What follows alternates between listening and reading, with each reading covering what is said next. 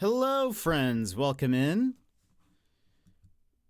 How are you today? I don't know if ads are playing or not. I just realized, hold on, I'm going to refresh my browser.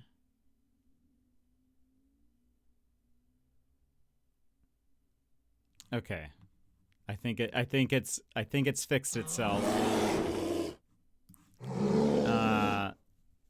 Okay. All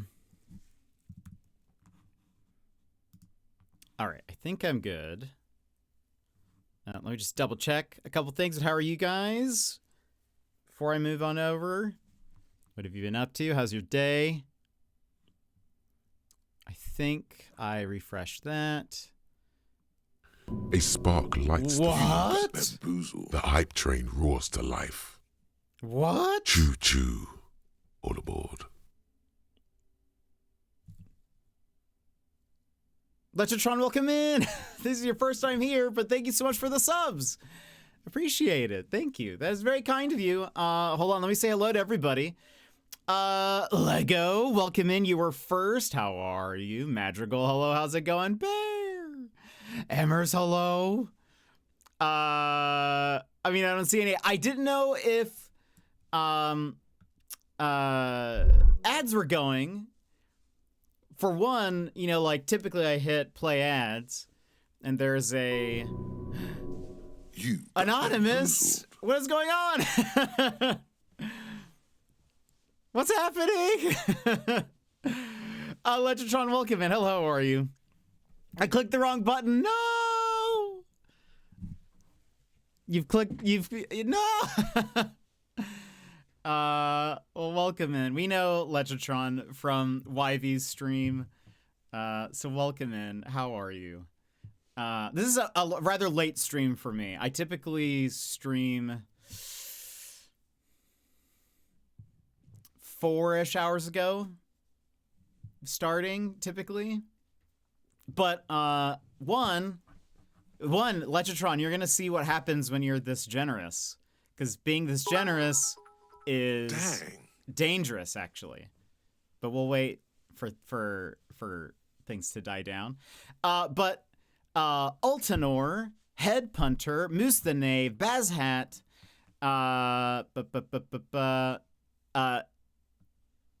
if you were gifted a sub, please make sure you say thank you. Oh, and Just Bear Me. There we go. I was like, I thought there was 5. Just Bear Me. Make sure you say thank you to Lechatron and Cook Jordan. Oh, look, a birdie. And Lechatron. And Party La 5. Is that like supposed to be like Party of 5? And Luke Fair. Make sure you say thank you to Anonymous for being so kind for the for the gifted subs. But yeah, our auto mod is a little bit higher here. We do more family friendly stuff. But so which I know will be different from like YV's streams. Sometimes YV pops in and we have to rein him in. Good. Still in bed next to a very hungover hubby. Daz. I'll try not to be so loud, Lego, unless I'm in headphones. And Madrigal, thank you so much for the 100 biddies. I appreciate it. Thank you. You're on season 2 of The Expanse. How far into it are you? How's it going? Also, you guys should be getting drops for No Man's Sky. So for the next 3 hours, drops. Get your drops.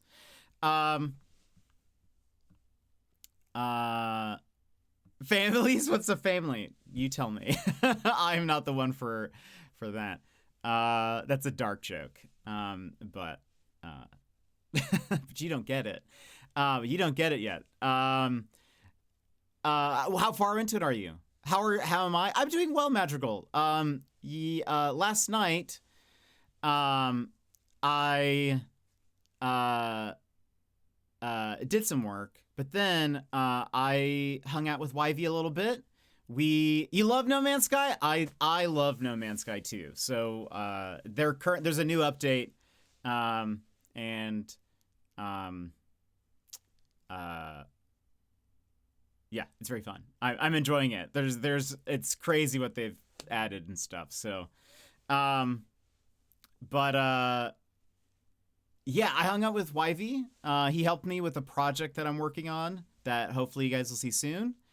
And then we watched a little bit of the hockey game that he was looking forward to. And then we talked a little bit about the Australia trip. For those who don't know, I'm going to Australia soon-ish. We're still doing some stretch goals. Actually, I mean, we're doing the next thing is our next stretch goal. All the money goes towards the trip, except for a little bit. We'll go toward buying my first Lego. So we'll do a Lego stream if we reach our next goal. But I'll be going to Australia. I'll be meeting YV and Daz and Lego.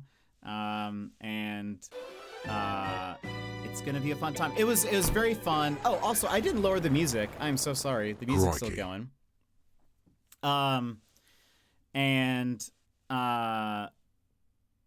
It was hanging out with YV was great. Every time I hang out with him, it alleviates a lot of anxiety. I find typically any anxiety that I am experiencing. It's time to disembark as the hype train nears its end. Things might be good. Things will be fun. Okay, we're good. Well, you're going to try, but those Asian plums will stop you. Yeah, if I get through border security, because I have brought too many Asian plums. That's my only hiccup. But no, I do get a little anxious from time to time, and Lechatron, you ready? You just thank you so much for the $35 for beard oil. For beard oil. Oh my goodness! Actually, apparently there is a very nice beard oil company that YV recommended to me. But I can't buy it anymore because they're not shipping to the US currently. But thank you so much. You gifted 5 subs. You've donated towards the Australia trip. Thank you very much. That's very kind of you. You don't need to do that. But also, Lechatron, there's something you don't know.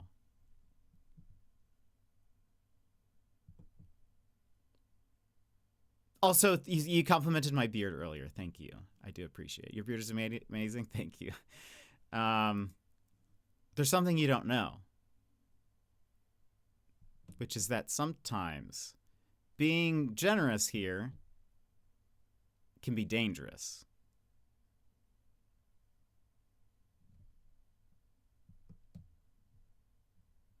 Because sometimes when people's generosity comes out, Suddenly, things become quiet. Outside, trees rustle and sway. A breeze tugs at your hair as you feel the ground below you shake. Oh no? Oh no. You know what it is. What is it? A big gifter. A big gifter? Lechatron and Anonymous! Thank you so much for, hold on, let me fix the frog. The frog is again off the screen. Thank you so much for, oh, it's now super off the screen. Thank you so much for the generosity, the gifted subs, the 5 gifted subs from Lechatron, the 5 gifted subs from Anonymous, the $35 towards our Lego stream and stretch goal for the Australia trip. Thank you so much for the generosity. You didn't have to do that. You guys might get it. You guys might get it.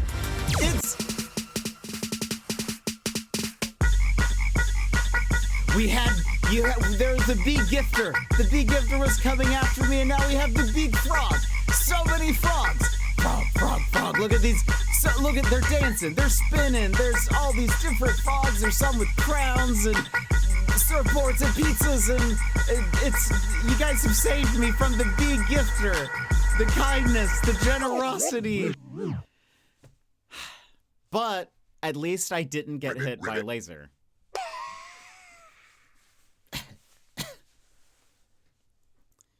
But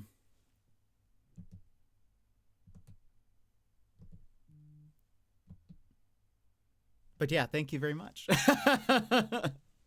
Thank you very much for the generosity. You didn't need to do this. I'm too drunk for this. No.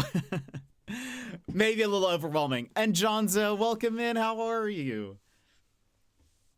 Good job, Magical and Bear, carrying the team with those frogs.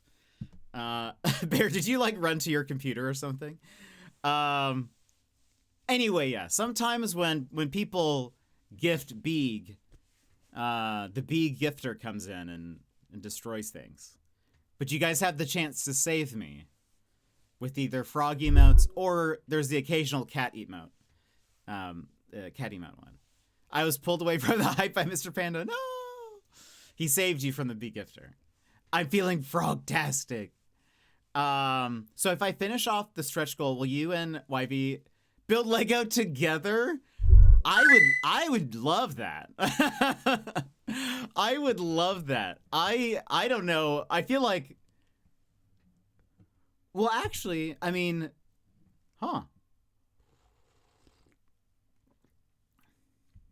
And you should convince him of that. Until I was just thinking, I mean, when I'm there, there's the possibility that I might be on his stream at some point. I bought him a Lego set. I know, yeah. I'm excited for him to do that. But I wonder if we could also, like, I mean, maybe we build a Lego together, like when I'm over there also. That might be pretty dope. I'd love to be on YV's stream. What if we waited on his Lego until you're there? Oh, well, I think he's planning on doing it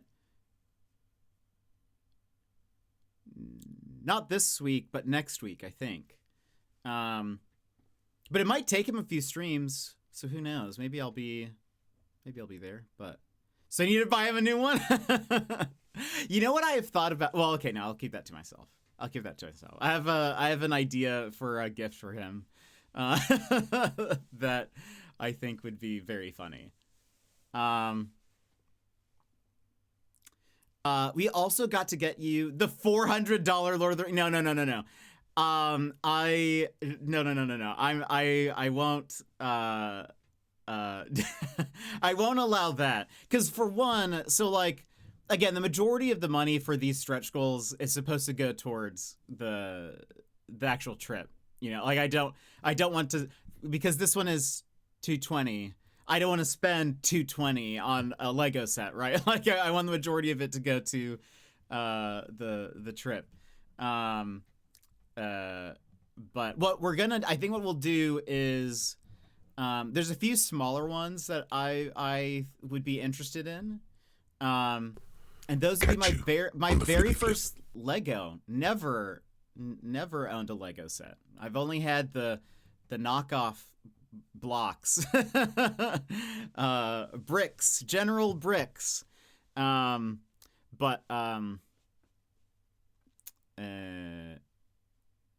Anyway, so yeah.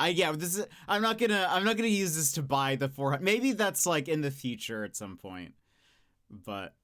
I need to buy him a new one. I mean, you know, I love his Lego streams, but and as well as I very much encourage people to spend money on his stream when I'm there, and he hates it. But I am always the I love instigating hype trains or getting people, because he deserves it. I love YV, so I think he deserves it. Please tell. I don't want it to get to him is the thing. Like I don't want him to hear it, because I know here's the thing is anytime I think of a gift for YV, I know that if I were to tell him what it is, he'd be like, don't do that. But if I don't tell him and he doesn't know and I send it to him, it's too late. Like what can he do? So I have an idea for a Lego related gift. I'll at least say that it's Lego related, where I think he'll roll his eyes at it.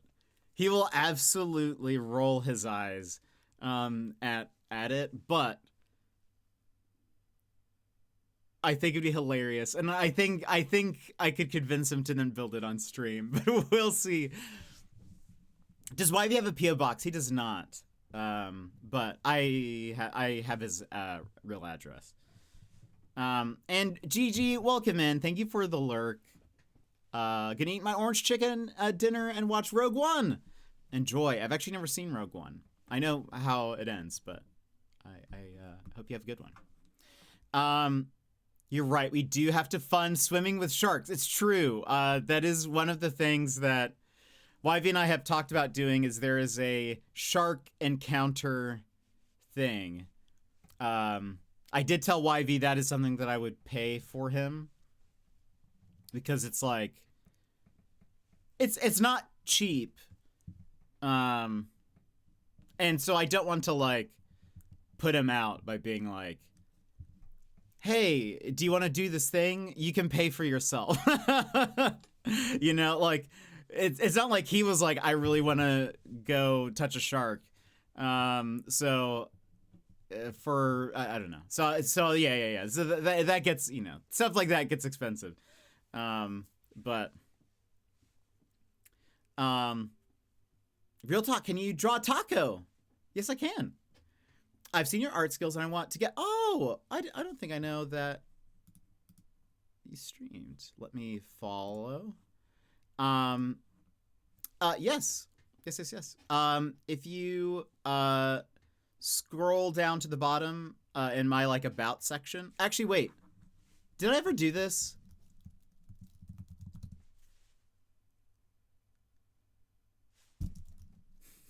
Wait.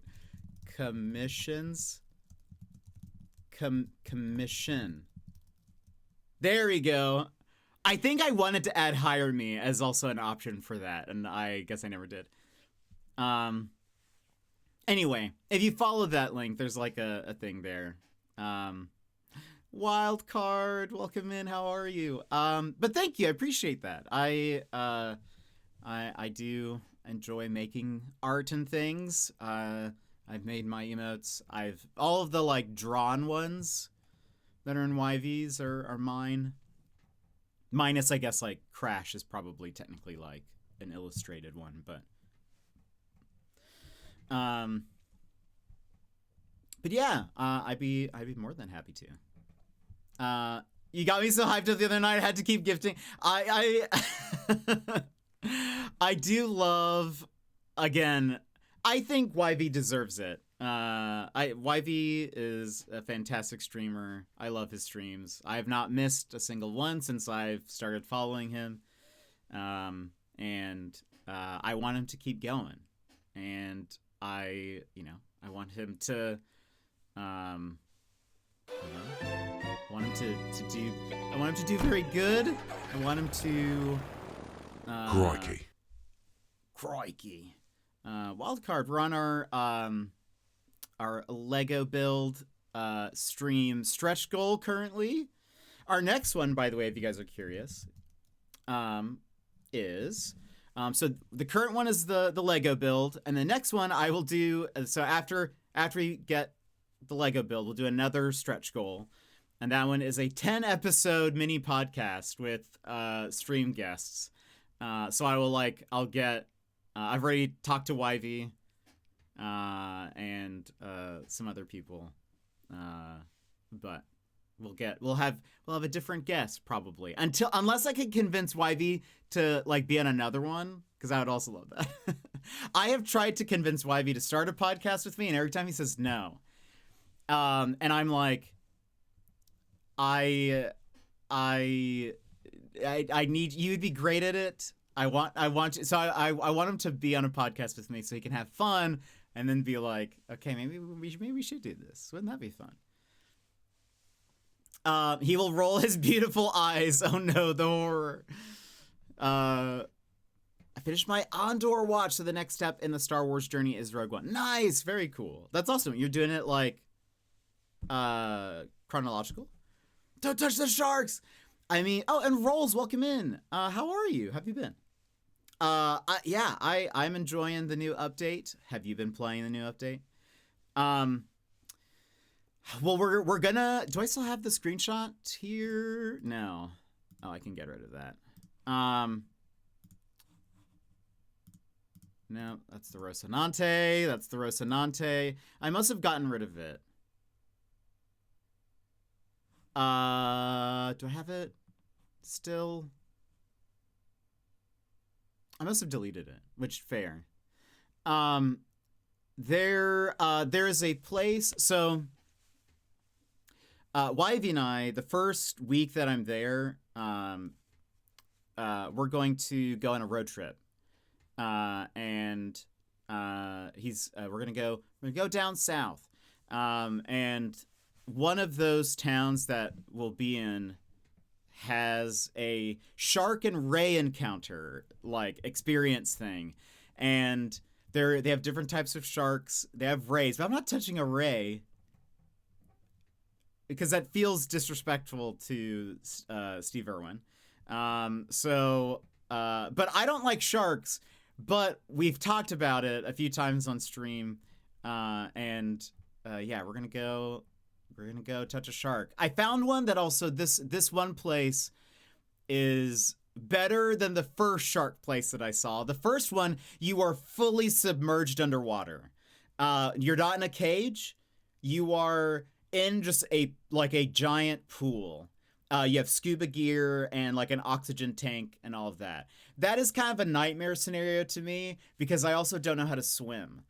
Swimming is not required for that one because it's like shallow enough that you have an oxygen tank and you're walking on the bottom. The shark is swimming above you, I guess. But that is like, I would literally die. I do think I would maybe have a panic attack while in there.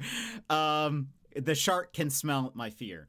But this other place seems a lot better. It's also cheaper. The first place was literally like $200 USD per person. And I was like, that is wild. This other place is closer to like $80 per person. I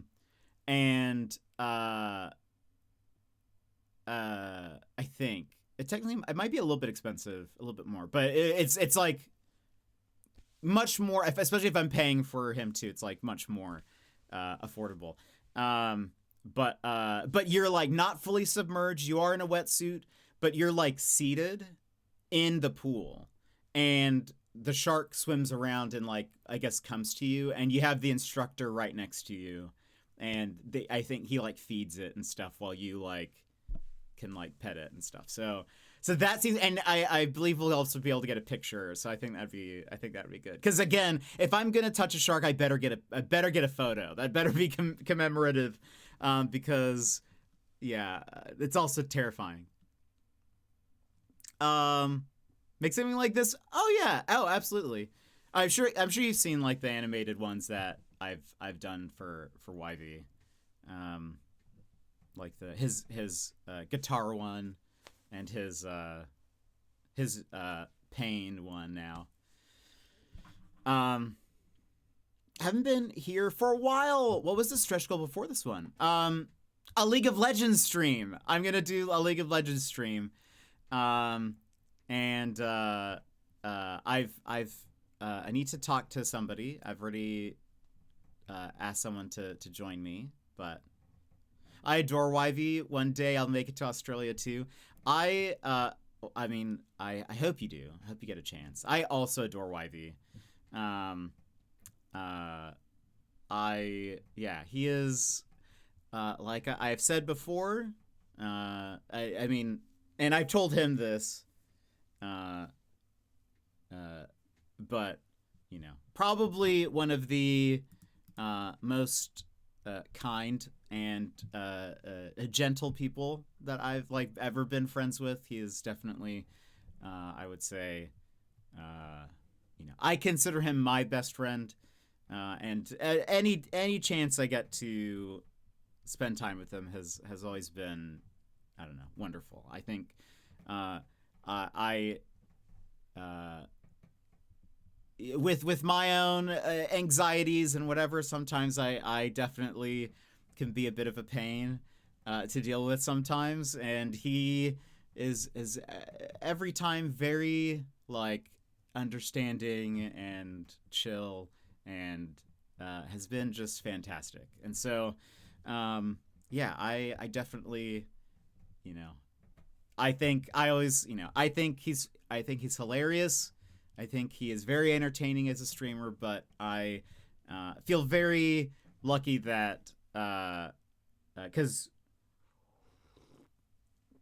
for people that don't know, I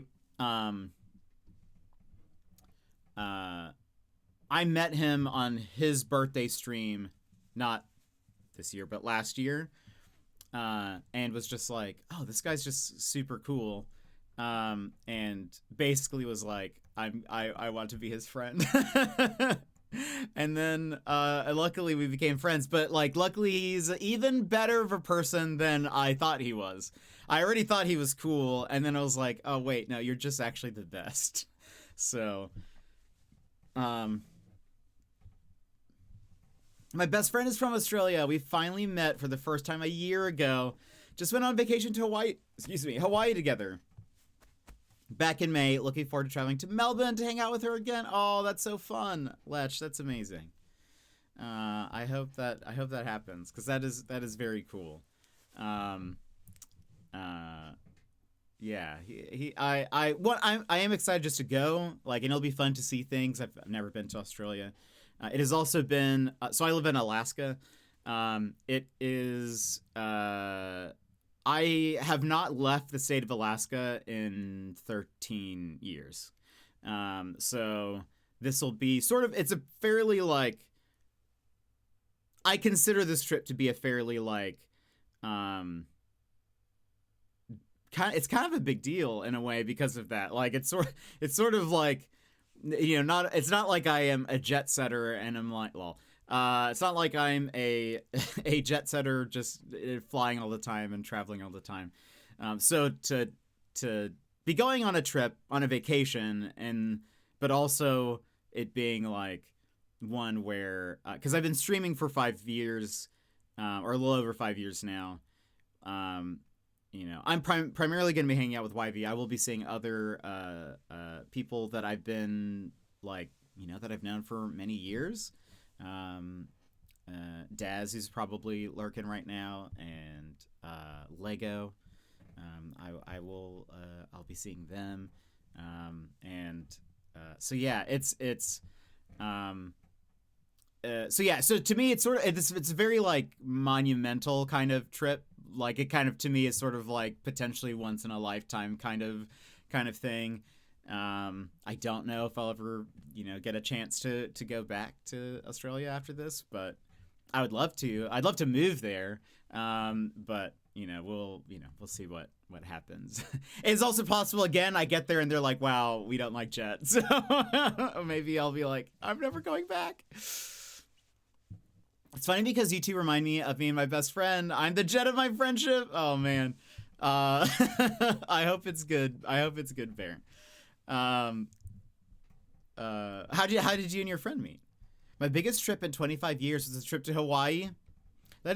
Hawaii seems like it'd be a wonderful place to go. You're in the States, correct? Are you in like California? Or you're West Coast, I think.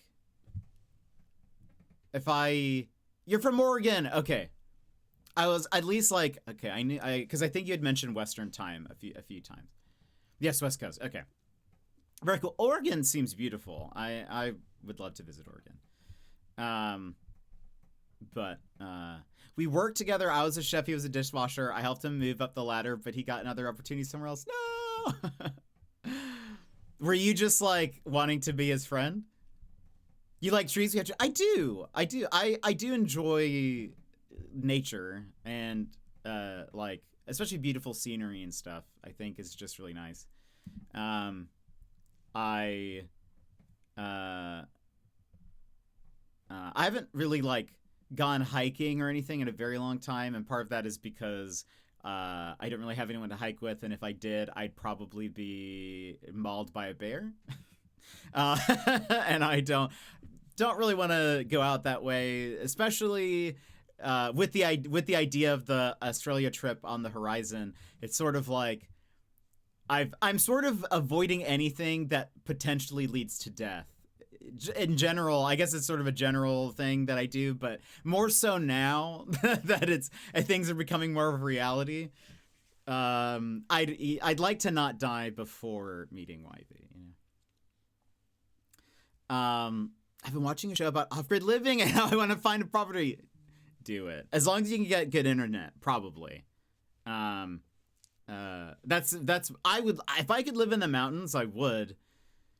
But the internet would be a problem. I would not be able to stream. But imagine if I did. Imagine if I had like a log cabin and it was just like, I would stream. No, that'd be terrifying, actually. I was going to say, I would stream, like, you know, those cabins have large, almost like near floor to ceiling windows.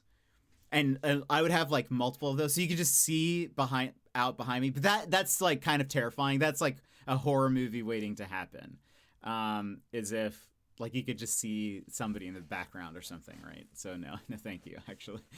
I'll hike with you. I do love hiking. Oh yeah, he loved all the things I liked and it was immediate friendship. Oh, that's amazing. So you could die when you meet. Yes. I honestly, part of me, so let you don't know me as well. I am a bit more emotional than most people. I cry at the drop of a hat. I almost cried. I started to cry a little bit in Wivey's birthday stream when I was just saying thank you, that, you know, I'm glad that we were, you know, we met and we're friends and stuff. But I am fairly positive that I will cry when I meet him. And maybe uncontrollably. To a point where he is uncomfortable. I have cried in front of him before. Multiple times. And so I think he won't be surprised by it, but I think he'll just have to be like, okay. Okay, you can stop crying now. But I will probably like yeah, I will there, and maybe even multiple days. I think there's a chance that I will cry. I've already been, because I am a bit of an overthinker, I've already been thinking about what my last day there is going to be like.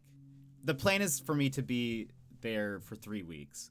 And I have a feeling the last day that I'm there, I will probably like just be crying almost. So I you know, I am like, you know, I'm usually just one push away from crying. But also that does make me laugh. Do you know, have you guys seen that? I feel like I bring it up occasionally. The is a comic of Winnie the Pooh and Christopher Robin, and it's the Winnie the Pooh quote where Pooh is it's Pooh and Christopher Robin, they're walking, and Pooh says, what is it? It's like, if you live X amount of years, I want to live X amount of years minus 1 day so I don't have to live 1 day without you or whatever. And Christopher Robin says, oh, Pooh, me too. And then the next panel is Pooh saying, so it's a deal then.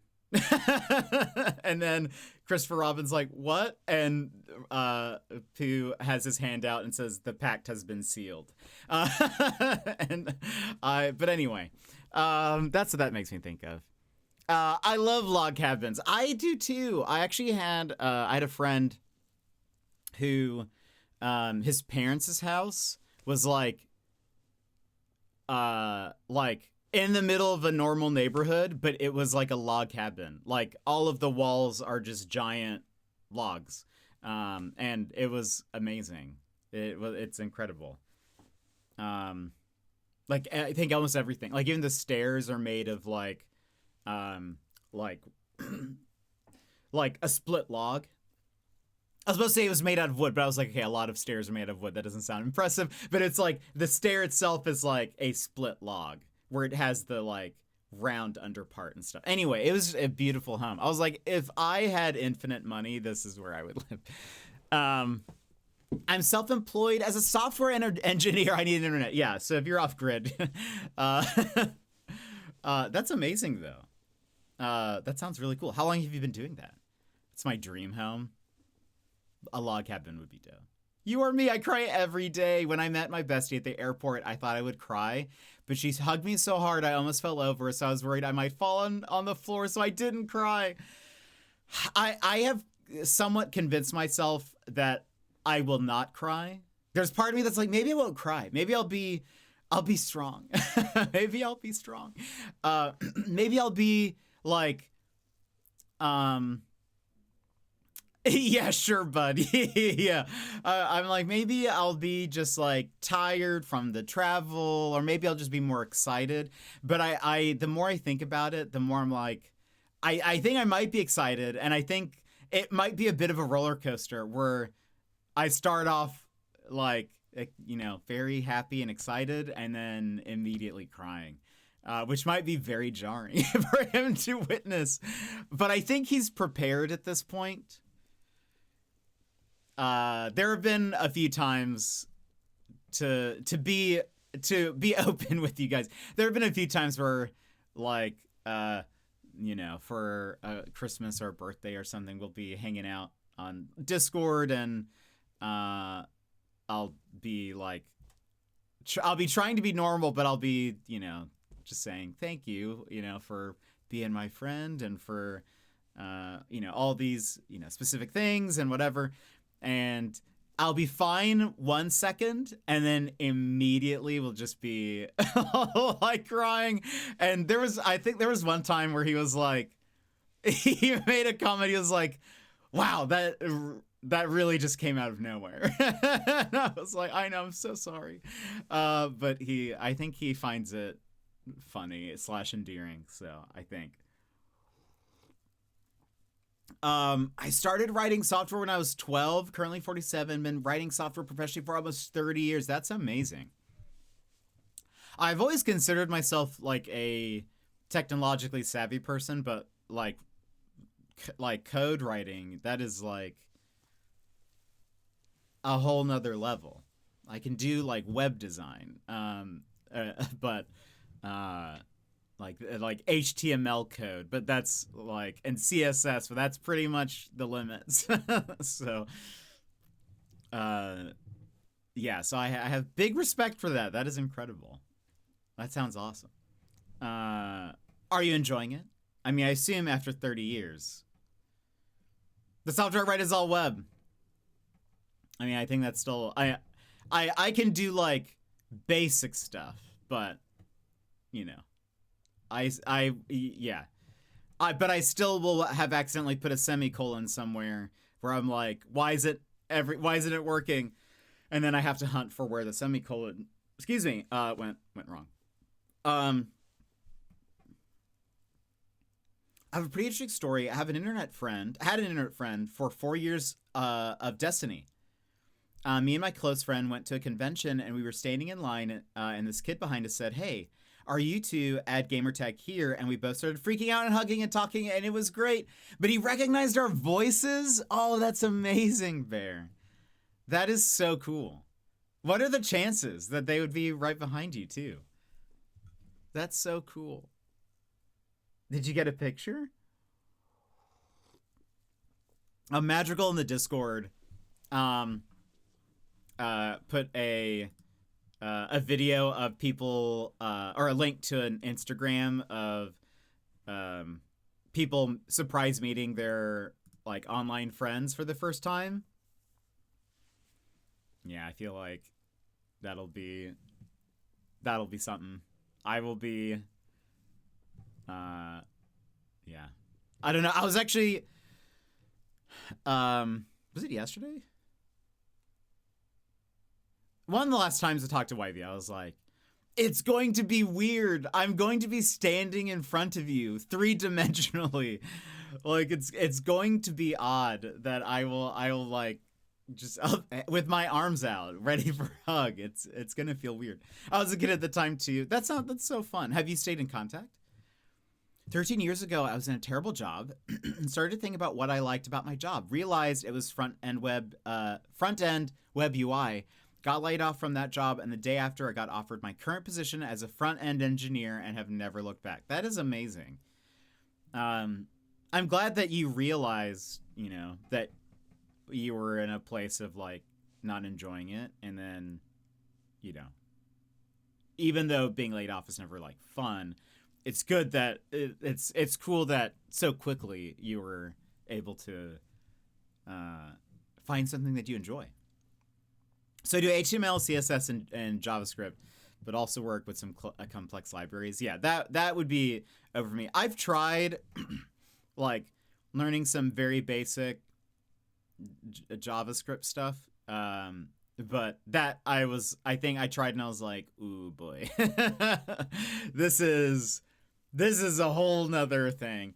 So yeah, but that was a long time ago. I now have I've done less web design stuff. I think more so now it's like for clients, they typically already have a website and it's more of like maintaining it. And then, it's more or less that I can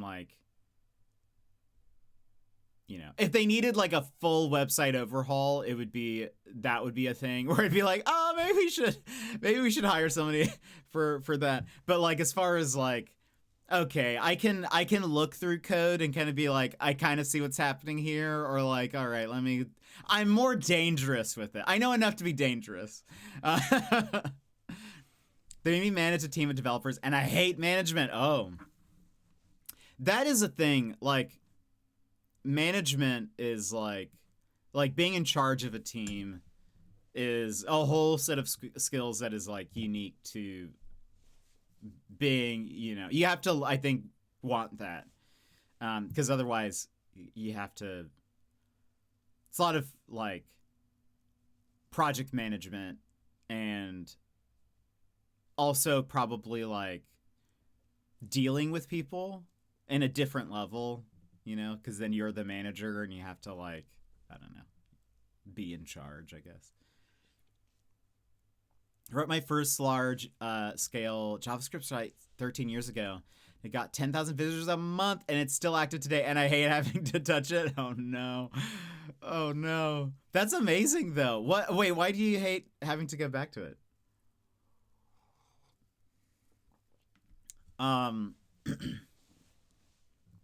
But Bear, that's so cool though. Yeah, yesterday, the day before, I think it was the day before, Tap asked if I've ever met someone that I've known from the internet, and I haven't. So YV will be the first. I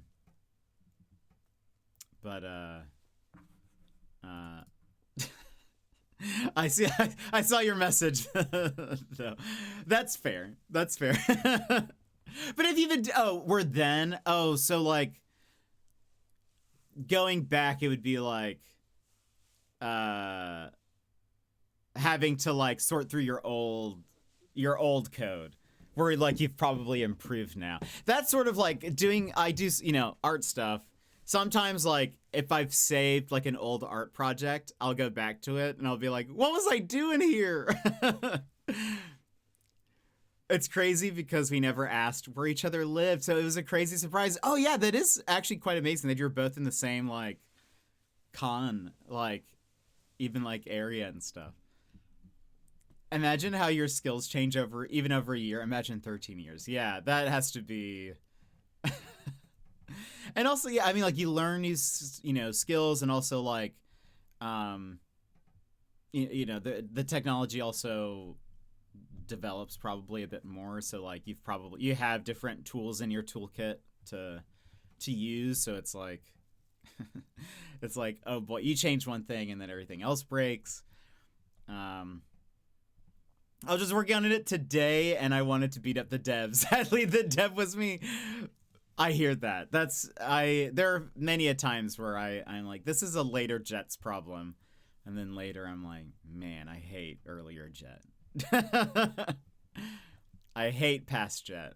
Why did he do this? Why did he do it like this? There's I try to, like, when I draw stuff for like emotes or whatever, you know, I try to draw things in different layers. I also try to like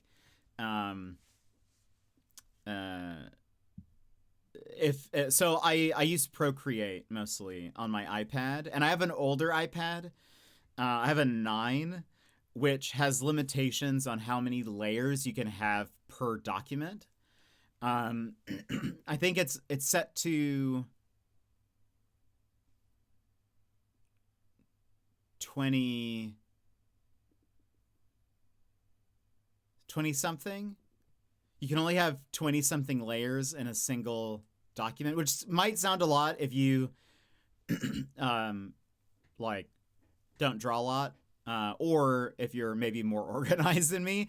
But typically, like, I try to put as many, especially if I know something's gonna be animated, I try to put as many parts of like a person in different layers. But I also have to do, like, you know, so when I'm drawing it, it's like, okay, so I just have the lines, and then I might have the base colors on a layer, the shading on a layer, the highlights on a layer, but then you have to separate that. Like, I'll have separated that between, like, so for example, in I can do this gigantify. Where is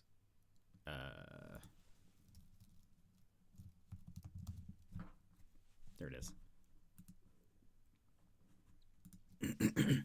So like in YV's emote there, like the head is on its own layer. So like all of the heads, colors and shading and highlights are on their own layers.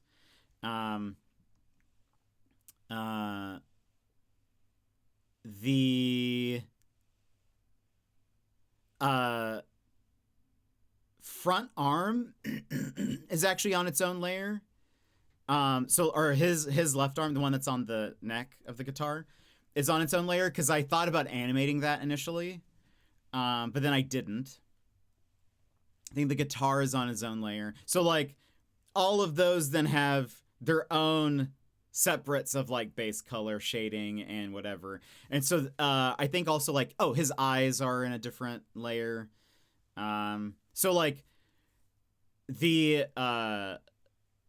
so the layers add up real fast. And then there's also, I tend to do like a lot of like, all right, let's draw something in a random color to see if it looks, if that's how I want it, that looks good. Then let me trace it in black or whatever. So like I have a bunch of like stray layers. So what I have to do, because all of this is, the reason why I'm on this tangent was to say that like when I try to make stuff, I try to make it, I try to preserve its editability for later in the case I need to go back and change something. So like,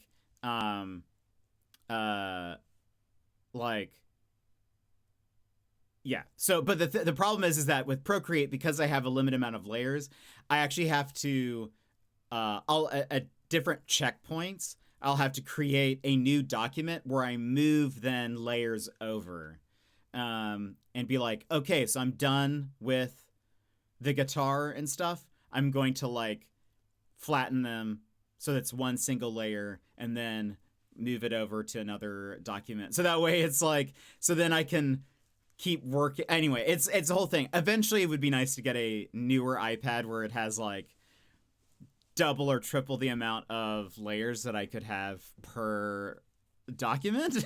But I have my iPad 9 is like sadly limited, but it works. It's been working great. But yeah, Matt, welcome in. Thank you for the check-in. That emote is so cool. Thank you. I was very proud of it. He you know, he loves playing, you know, his music and stuff, and I was like, I want him to have like he has his Vogue emote, and I use his Can't See Me also as like a little bit of a dance, but like I was like, I want him to have one that's like kind of music-y. And so I made that for him for his birthday.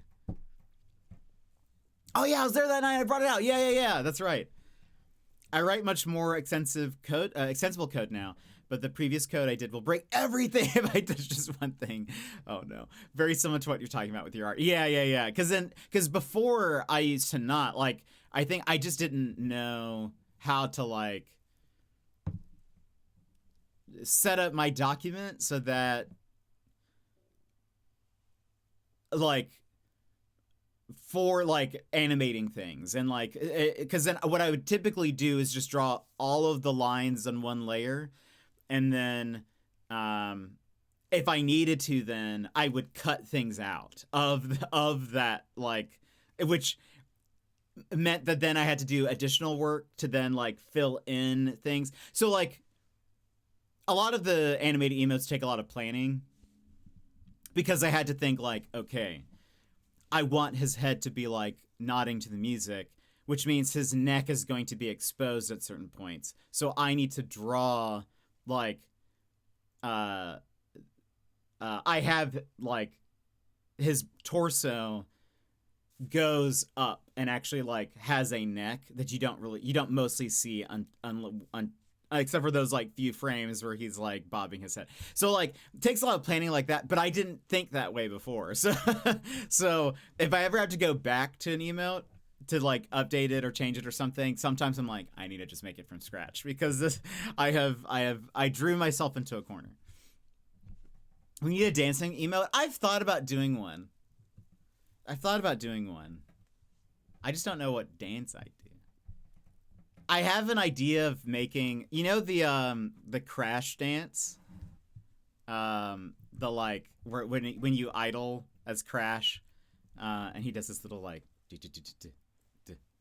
I've thought about making that for YV, because I think he would like it because it's Crash, but I thought about making him like an emote of him doing that. But Lego, how are you, Lego? Did you take a nap? How are you feeling?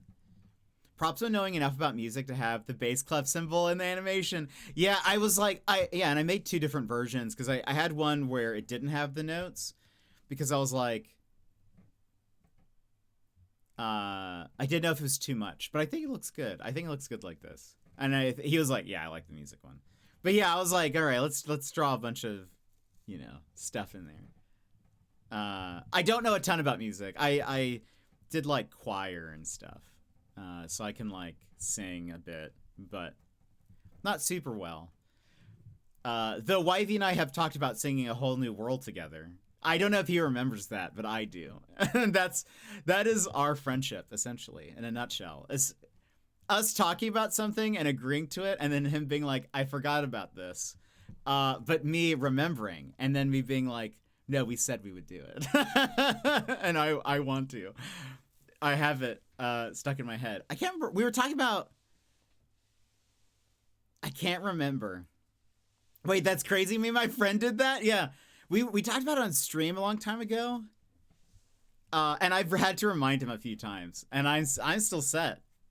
I was like, I think yeah, I remember at some point, maybe it was during like a Power Wash stream or something that we did together, where I was like, we should dress up as Aladdin and Jasmine. And then he was like, I can't do that. He was like, maybe you can get away with that, but I cannot do that. I was like, yeah, okay, fair. Dez, welcome in. How are you?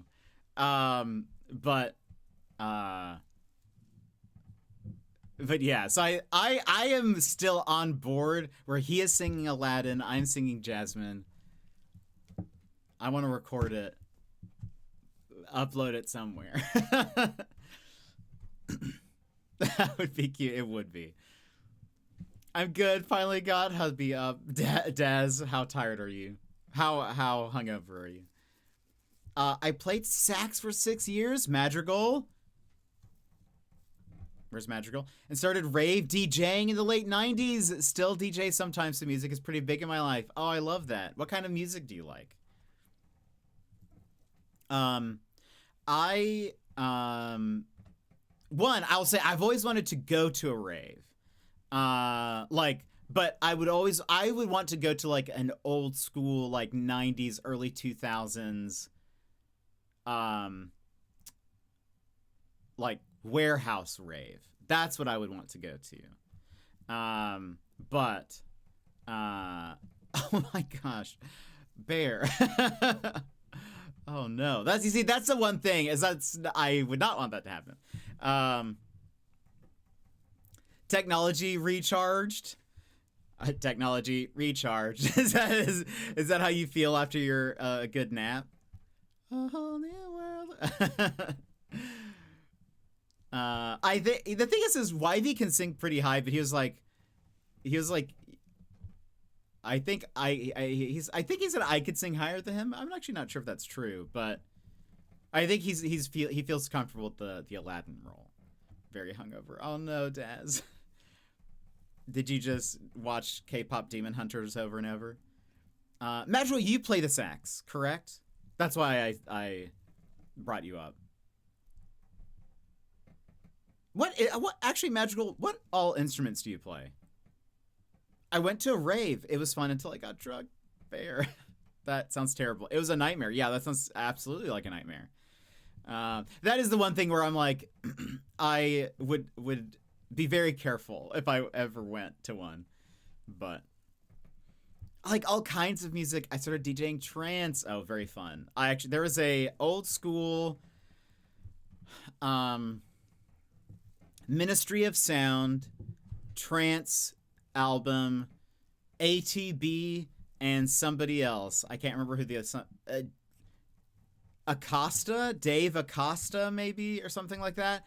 And it's a trance album, and that got me into trance. I don't typically listen to trance much anymore, but I still will go back to those songs because it was very of the time, and I loved it. I have hundreds of vinyl from the late 90s, early 2000s. I love collecting vinyl.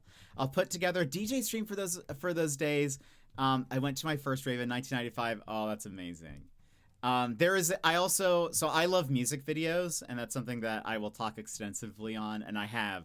We've watched a ton of music videos on stream where then I talk about why, because I do video editing as well.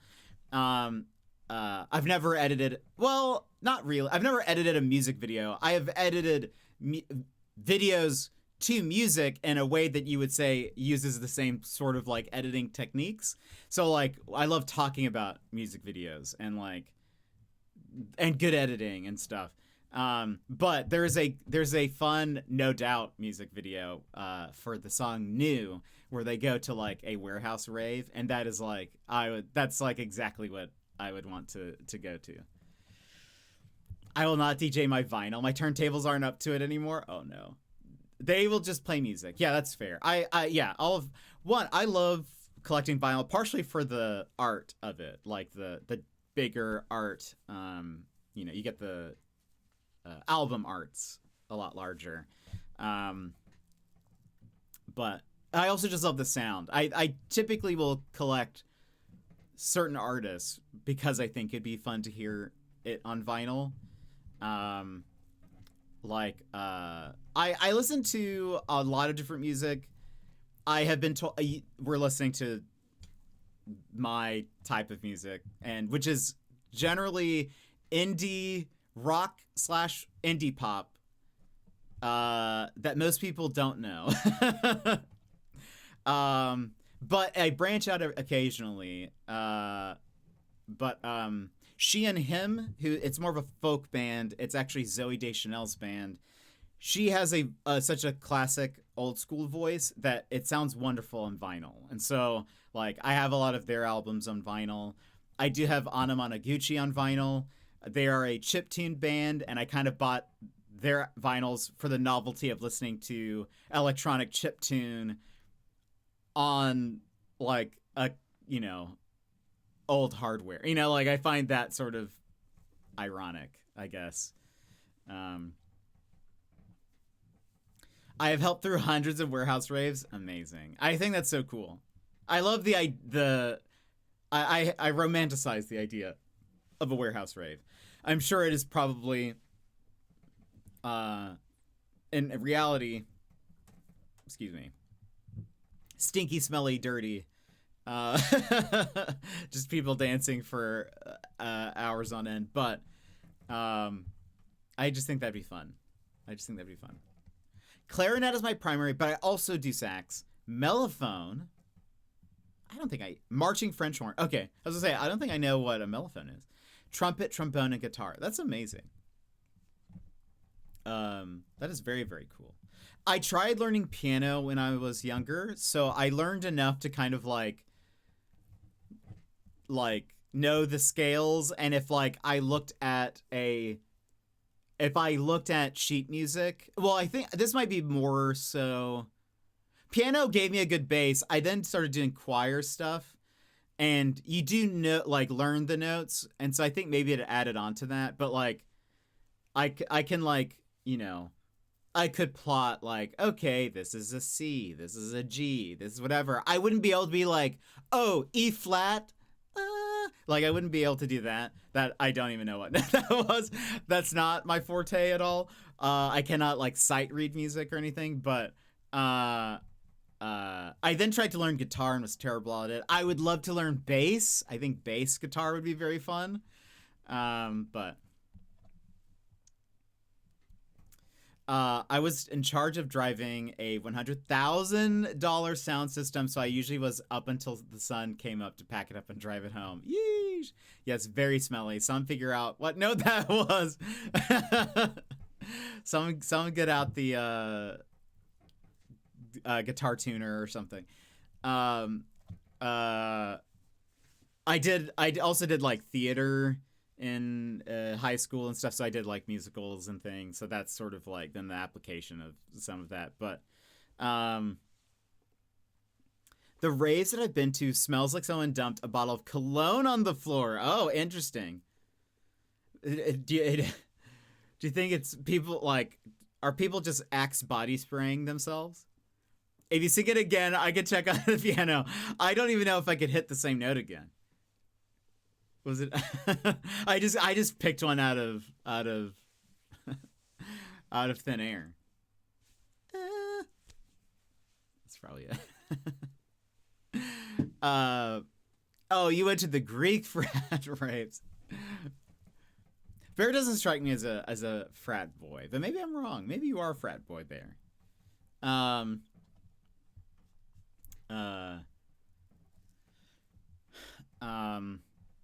But no, my tastes vary. Absolutely not.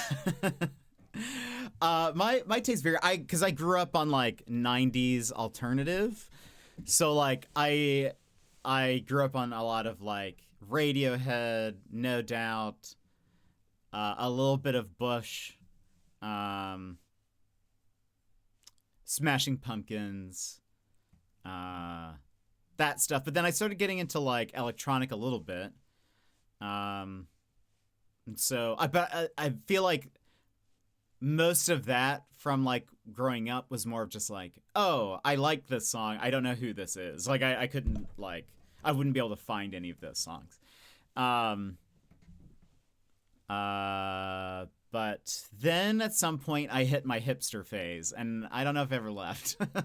Where predominantly my main tastes now are indie artists that I find on Spotify, that a lot of them don't even make music anymore.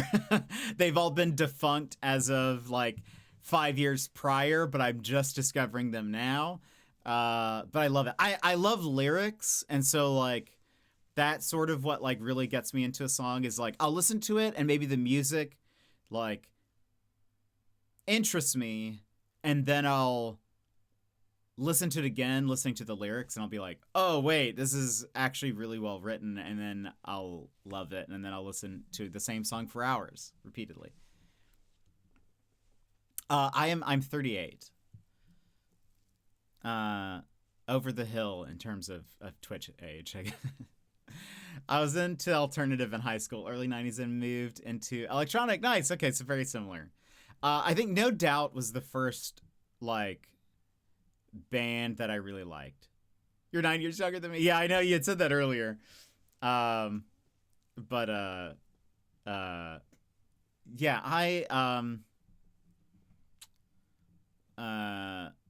yeah, alternative rock. But and then I also moved into like some punk stuff. Like I liked like Blink-182.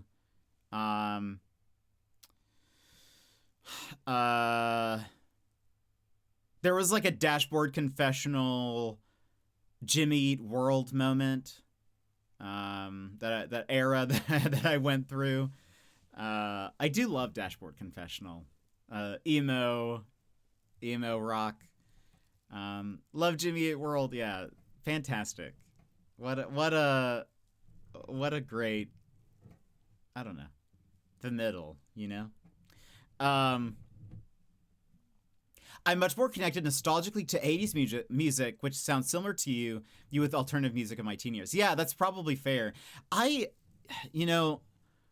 I didn't really grow. Interestingly, I didn't grow up listening to 80s music, so you're getting the full story, Lech. One, I'm the first American in my family. Two, I don't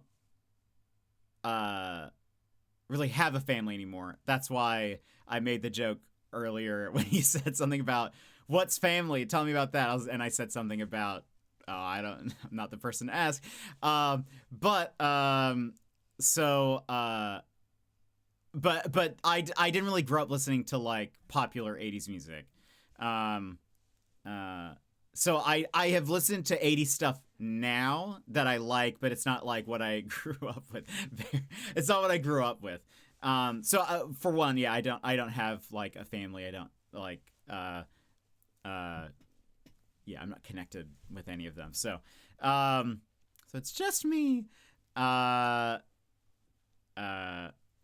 Your note was slightly sharp G above middle C. Not quite sharp enough to be G sharp though. You see, that seems fair. Because again, I am not a super talented singer. So a few of you were not here around for my birthday, but my birthday stream, I recorded some songs and played them during ad breaks. And recording those was a whole ordeal. I was like, wow, I thought in my head, I feel like I'm sounding better than I am. But honestly, I feel like I learned quite a bit recording myself sing.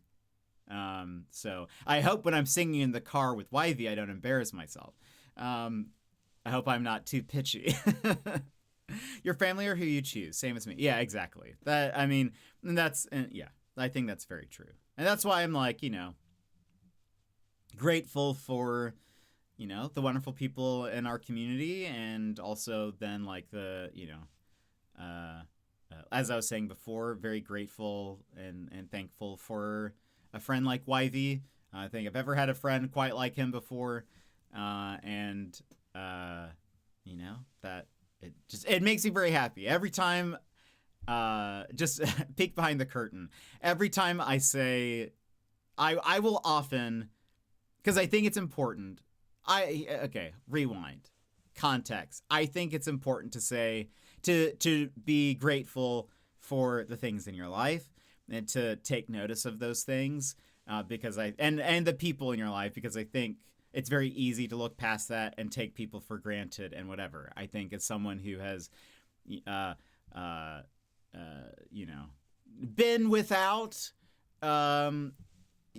family, and been without, at times, close relationships and stuff, I think it is, like, I think I can look at things, I appreciate when I do have those things now, if that makes sense.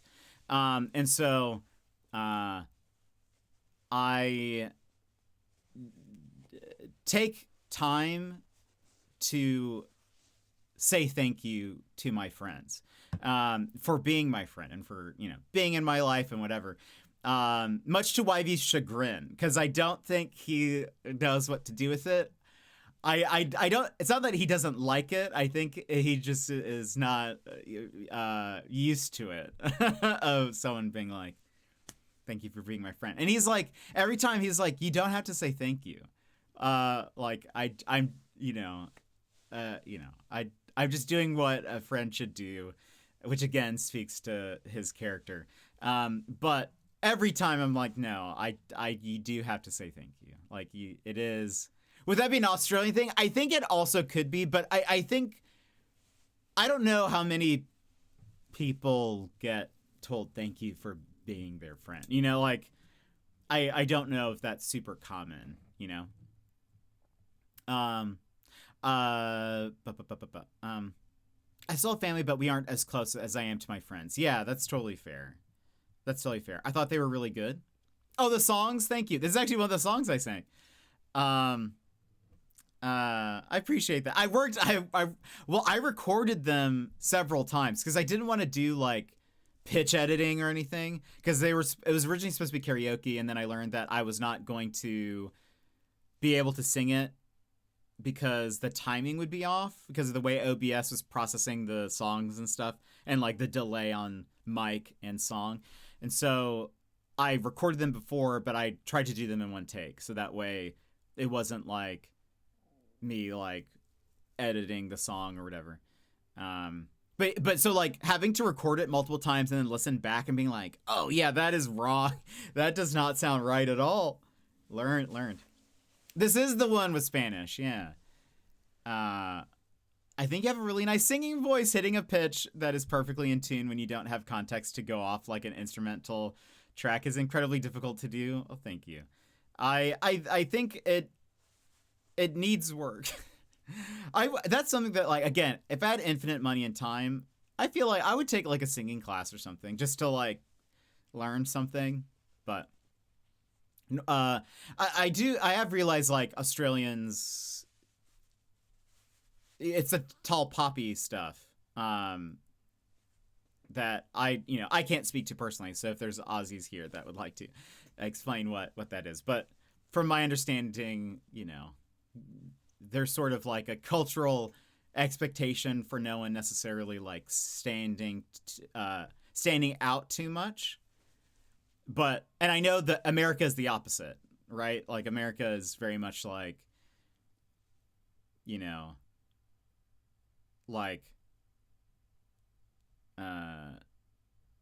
upfront, make sure people know how good you are and whatever. And like, and there is balance there, right? There should be balance there. I think you should be able to like, know what you're good at and like, be confident in that. And also, also be able to recognize when you're like doing something well or notice when other people are doing well. But being humble about it and having maybe like a non-aggressive view of that where you're like, I'm better than you, right? Because then that's where like a lot of, I think, Americans then go too far, is then it's sort of like, I am the best at this and no one is better than me, and it's just whatever. But normalize telling your friends you love them. Exactly. That is, I am all about that. And I feel like I am more so, I have encountered more people who are like not used to that. But I try to like, I see it, and this might be macabre. But I also see it like, you don't know how much time you have with people. And you don't know like, and that you can take it as dark as you want, or as just like, you don't know when someone leaves a season of your life, like there could be times where, someone is just in your life for a season and then you have other friends or they move on or whatever. But I think it's important to like show appreciation for those things and appreciate it in the moment. Like, I think there's, I don't think there's anything wrong with like recognizing like, oh, this is very special, and this is special to me, and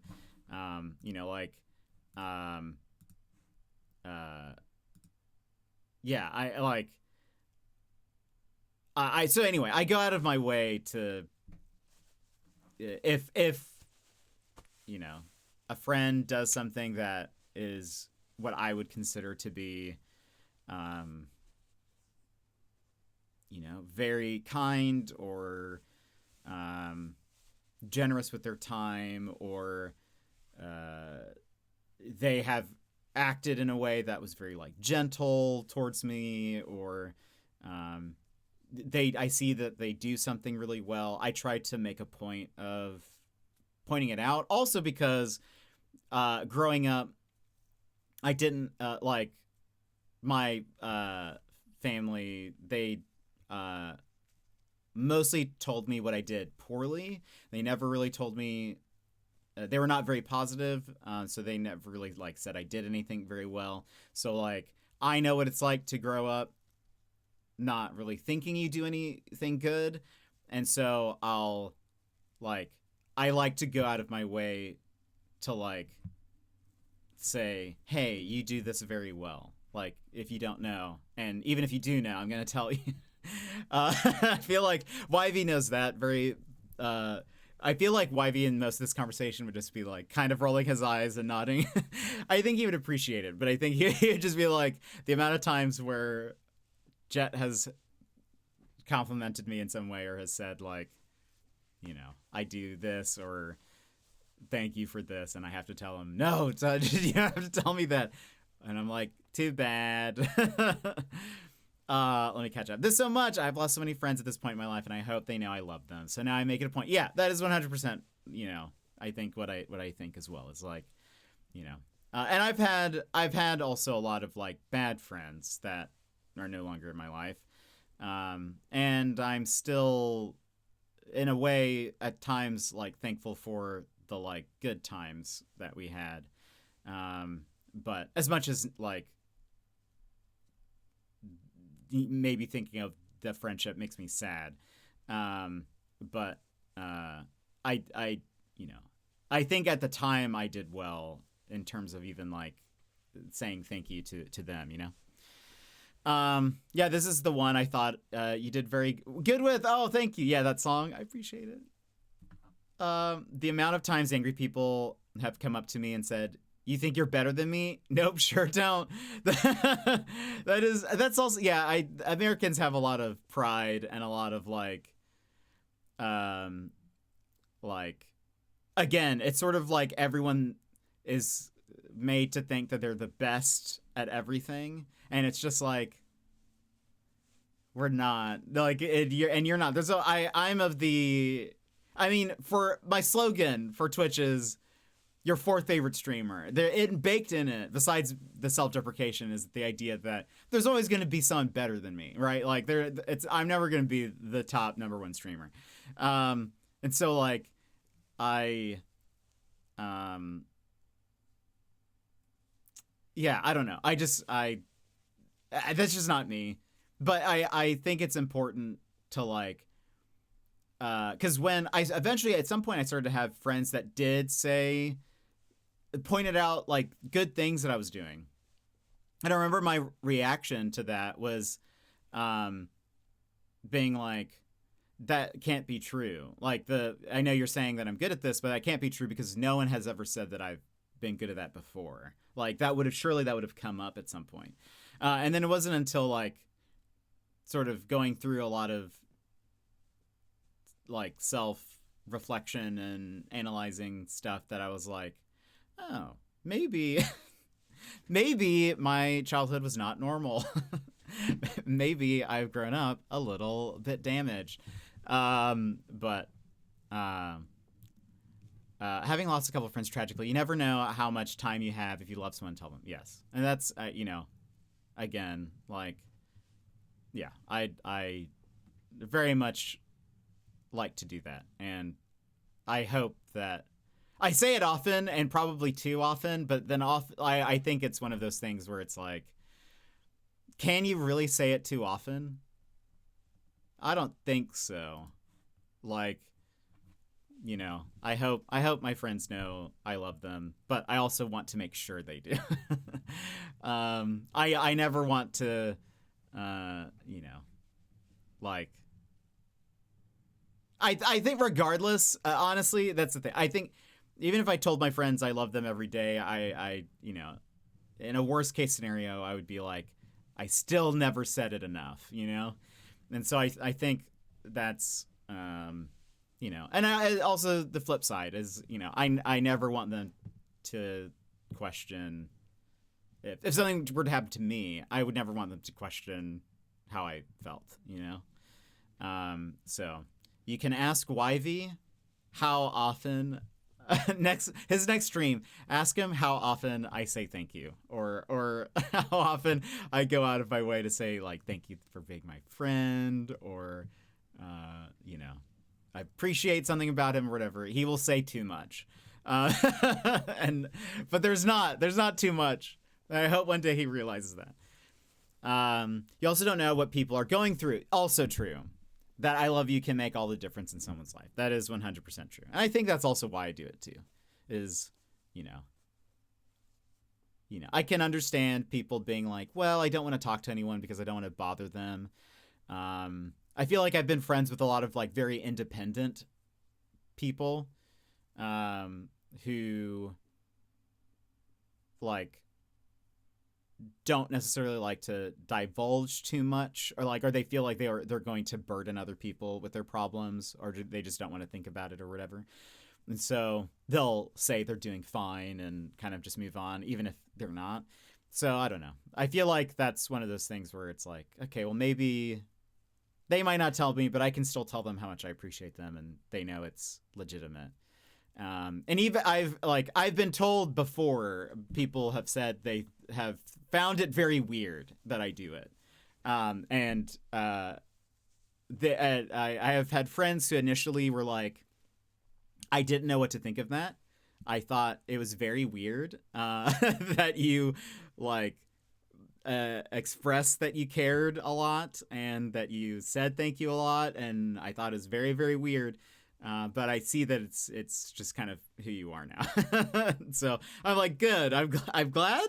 I guess I didn't realize you thought I was weird. But so anyway, all that to say, yeah, for sure. I feel like when I'm going back for a second, I feel, well, I can, that's not weird at all. I feel like it's weird for a lot of people who don't experience that regularly. Because I think it is more common. It's more common in friend groups to like put each other down, you know, like it's that bantery stuff. Like it's more common to like, even if it's jokingly, but like to take shots at people, you know? And I typically don't do that, partially because I'm not good at it. I feel like I'm not very good at that part of friendship. But I can be very sincere, and I can be very like, you know, I like to be vulnerable in that way. And so I think people find it a little bit, initially, I think people find it a little bit off-putting. And sort of like, if that's not something they're used to, it's like, what's going on? Like, why are you saying this? Like, I'm very confused, but this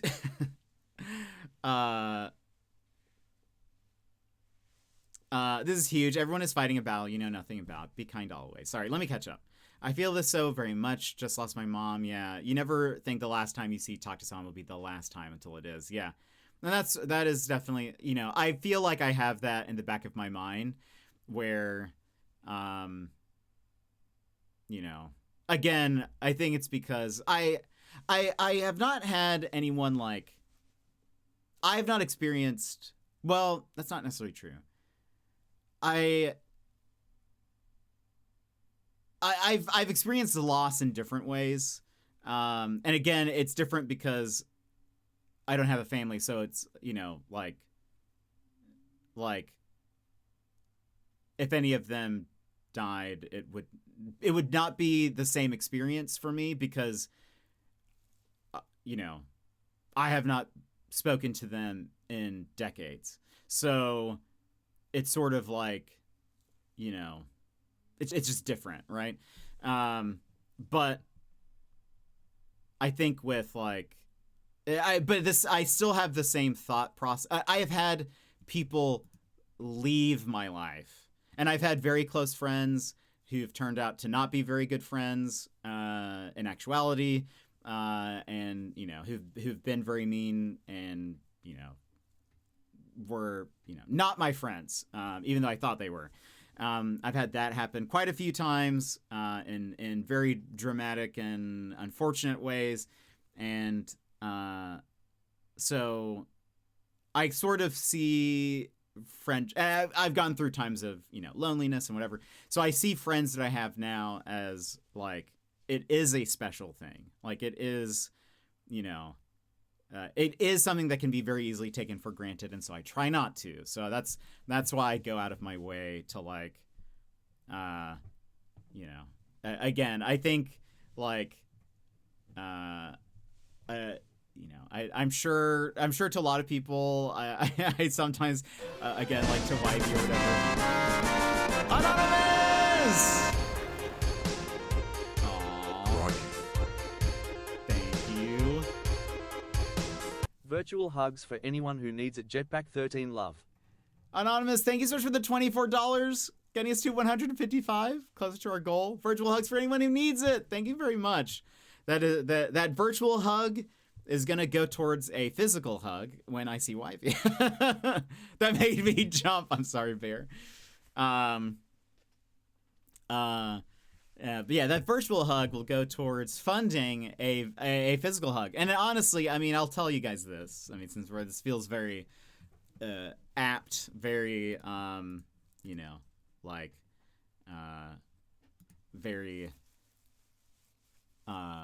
apropos to the conversation, but like, you know, I've probably every day that I see Wifey, I will hug him, because I know at some point on that trip it's going to be the last one, and I will be like I will be on the flight home crying, being like, I should have hugged him one more time. Like, you know, it'll never be quite enough.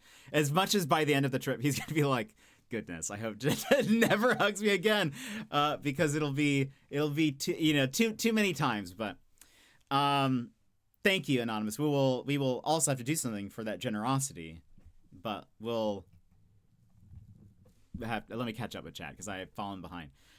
And then yeah, Bear also, yeah, when I lost my dad last month, I was doing okay at the funeral until I realized my friends pitched in to send flowers. Then I lost it. That is very kind of your friends to be that thoughtful, you know, because yeah, I know both of you know how, you know, that's just, you know, an undescribable time. Like there's no real words. Thank you. It's void that will never go away, but I've started to come to terms with this new reality. This community helps so much with getting through it. Sassy, I'm so glad. I'm glad that you've been here. I know it was not easy, but no one will be better at being me than me, Lego. Welcome in. So I'm the best at something. Yeah, I'm catching up to that conversation. You are the best at being you. I love that. It's part of the Dead Parent Club. I'm so sorry for your loss. I hope you're maintaining. It never goes away, but it gets easier. Much love. Yeah, that's one of those things that you like. You just carry that with you, you know. But you know, again, there's no words. There's, you know, I feel like there's nothing that can quite encapsulate, I'm sure, the feelings that you guys have and the journey that is still ahead, you know. Grief takes longer for a lot of people, and there's no like right time to grieve. You know, there's not like a all right, you know, it'll take you a year and then you'll be fine. You know, there's nothing, you know, but so yeah, just be kind to yourself. Not weird at all. But no, I think a lot of people have I think when somebody is not used to it, and it also depends, like, because again, like, I think I've so one, ads are going to play in 30 seconds. I have snoozed them as much as I can. So for people who have ads, I apologize. But they will be going. And I don't want to take a break because this conversation has been great, you know? And I will eventually get to some No Man's Sky, but again, the conversation's been great. What was I going to say? I think realizing, like, having grown up with like a not very supportive environment where, you know, I was mostly told of the bad things that I did and, you know, that I wasn't doing anything good, and, you know, whatever. Kind of since then also, like, I've realized there are lots of people who have grown up in that exact same situation and also may not realize that it's that weird or that that's not necessarily like the norm for a lot of people, you know, or whatever. So I feel like people who maybe have not experienced like a very maybe supportive environment, or one where maybe the support was like verbalized. Often some people have support from their family, but it's not necessarily like, you know, it's more shown and it's not necessarily told, but I think it's important to also like say those things. And so I think when somebody is like that and they haven't experienced that, they can often sometimes be like, oh, that's a little weird initially. And then hopefully they realize, like, you know, that I'm being sincere in those things. Because I tend not to, I try to make it a point to like show the flip side. I'm not someone who typically like flatters people. Like, I won't compliment somebody on something that I don't think is true. So like I if I verbalize a compliment, it's because I mean it. Like, it's because I actually see that in them, or am thankful, or whatever. But so I try not to flatter people because I don't think that's necessarily helpful. Anyway, so yeah, I hope people, as they get used to me, are then like, they realize, oh, okay, like, it's maybe a little weird, but Jet's being sincere. He's being vulnerable in this, and then maybe they can appreciate it more. I didn't realize I'd be having so much catharsis here. I just popped in for a quick hi, and I think I'll be back way more often. You're amazing, Jet. Lech, thank you very much. That's very kind of you. I hope you'll be back more too. I'm myself, very much like this in person. Maybe a little quieter in person, but it's hard for me to not be vulnerable and be, you know, open. So I'm glad that you appreciate it, because that's what you get. That's what you get here. If you guys get me talking about stuff, especially things like friendship, you know, and now in context with stuff that I've said, friendship is very important to me. You know, that's why, you know, people like YV, who, you know, I've been very vulnerable with and, you know, open with, and, you know, him still wanting to be my friend is very special to me. And it's why, like, the Australia trip I'm incredibly excited about, because, you know, I'm going to be able to hang out with, you know, yes, like, yes, YV and I hang out and, like, play games and hop into Discord calls and stuff, and that is hanging out. But, like, I will be able to, with the trip, I will be able to hang out with, you know, the person who I consider to be my best friend for the first time, like, in person. I'm very excited about, like, the so we're gonna be road tripping for the first, like, week that I'm there, and I'm incredibly excited just to be able to, like, spend that sort of, like, uninterrupted time, you know, with him, and being able just to, like, I don't know, I'm very excited. I'm just I again will probably cry, like, every day. You know that what is that I don't know what the meme is called. I don't know how I'm gonna find this. It might be like... It actually might be like a Vegeta meme.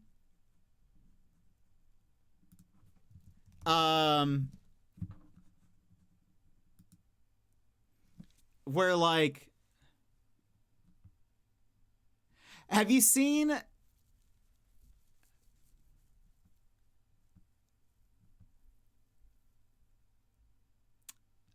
There's this like art meme that goes around where it's like you draw these characters where one of them is looking kind of like maybe stoic, and then the other one is like looking off to the side, and they have usually one big anime eye, and are like, I don't know how to describe it, and honestly, I don't know how to find it, but I feel like a lot of the trip is going to be me like. Just like in the moment, just being like, this is so wonderful. This is so nice.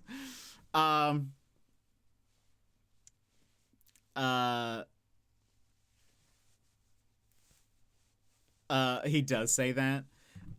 Emotionally mature people are my kind of people. I definitely, I mean, I you know, I don't want to make myself out to be more emotionally mature than I am. There are plenty of times, and that you know, I am willing to admit, you know, there are plenty of times where, you know, I struggle emotionally. I think there's a lot of growing up in the environment that I did. You know, I think I'm definitely not healed from that, and having then on top of that poor choices for friends that were at the time were good friends, but in reality were not my friends, and sort of that, you know, those sorts of like betrayals in that way, you know, it makes me it does not do my anxiety very well, and there are times where I am very insecure and very anxious and very probably frustrating to deal with, and I will admit YV has had to deal with that even remotely, and but that speaks, I want to say, and again I will shout from the rooftops the praises that I have of YV, because like he has like in dealing with that in the times where I'm not being necessarily a good friend because I am just, you know, being a mess of anxiety and insecurity and whatever, he's always been incredibly gentle and like he's always, you know, just tried to remind me of you know, what's actually going on and what's actually real, and not just, you know, my overthinking anxiety stuff. And so, you know, that's why I think you know, that's one of the things that I appreciate about him. And also one of the things that I will say, like, he is very cool. He is a very cool person. In general, like you guys who've been in his stream, you know, he's very Aussie, laid back, cool, relaxed, you know, whatever. But I think he's been able to show me that he's a very reliable and cool in that way. Like he is, you know,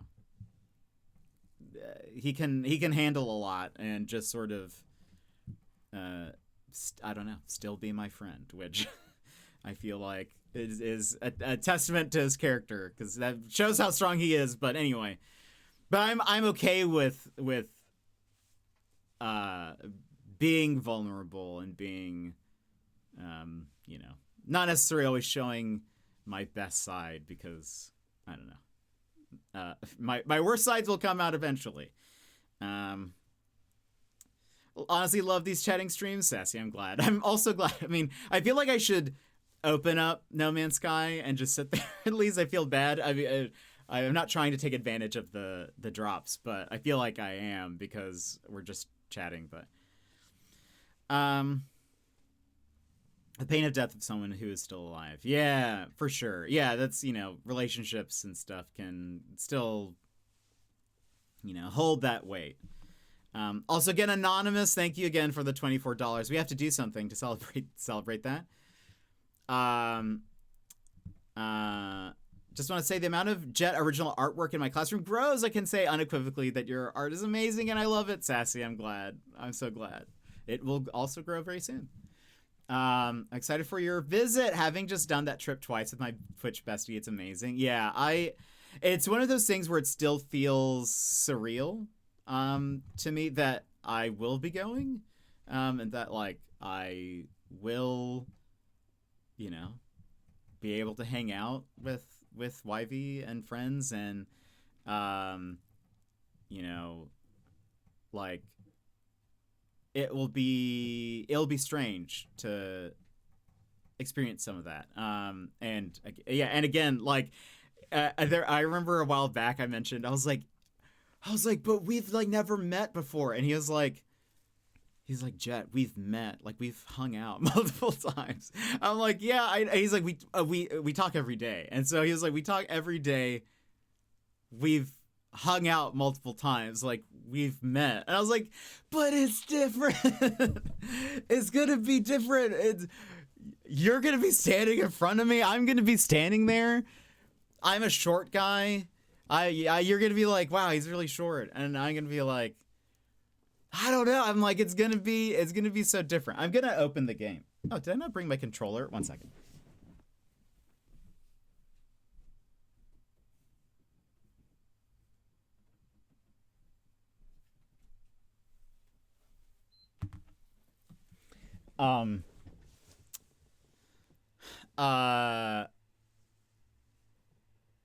I'm like, but it's gonna be different. I'm gonna be there, and then like, Daz and Lego, who've been here, I'm gonna see them, and I'm gonna be like, it's what are we gonna do? Like, I don't know. It's gonna be so odd standing there and hugging everybody, probably crying. Oh, also I unplugged this thing.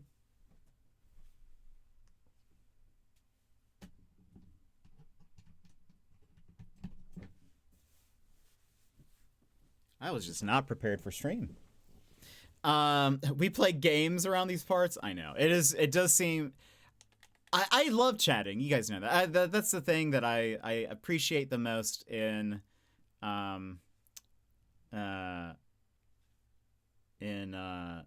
for streaming is getting to chat with you guys. And you broke what? I didn't bring my camera, but then I unplugged something. My splitter, my HDMI splitter. And I forgot to plug it back in, but I got it. But I'm gonna be meeting Daz and hugging Daz. It's gonna be weird, Daz. Don't you think it's gonna be weird? Can confirm it is very different. I do think it has to be. I'm really glad you decided to do a late night stream. This has been really nice. And I definitely didn't cry thinking about my friends that I left when I moved, who were luckily used to getting random messages from me at night. Aw, Madrigal. Well, I didn't mean for you to cry. What about me, sir? That I'm gonna be meeting you. Is it gonna be weird? To see me standing in front of you? Is it gonna be weird? Why weird? Because we've never met before. and I'm gonna be in 3 dimensions. I was like, Wivey, you're gonna see my side profile. Isn't that weird? You're gonna see my legs. Isn't that strange? Yes, but you were like, I get to hug Daz and say hi, but you didn't say it about me. Well, no, I said you early. Oh, what about? I said you earlier. I said I'm gonna be meeting Daz and Lego. You have legs? I know. That's the I've mentioned the meme before. Of what is it? It's like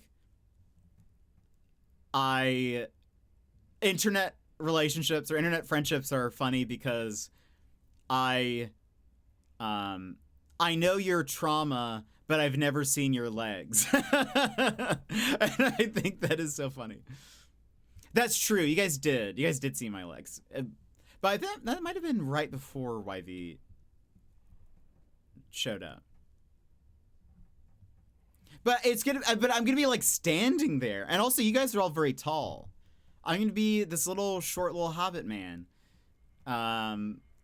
Just standing there. Probably wanting a pizza. You know? But the more important question, are you of course I'm going to be meeting Ralphie. He eats treats after donating so much for the trip. It's so true. Ralphie has been a big proponent for the trip. So a supporter of the trip. So of course I'm meeting Ralphie. We're attached at the hips. He has to meet Ralphie. Yeah, absolutely. For sure. For sure. Is there Daz and Lego,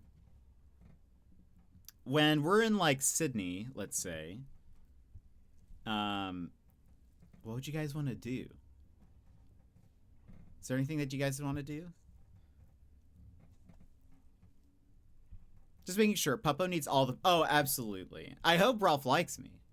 I'm not sitting anymore. But yeah, I mean, you're only going to be like an hour-ish away. It's not that... If we like carpool or something to Sydney, that's not that far. That's not...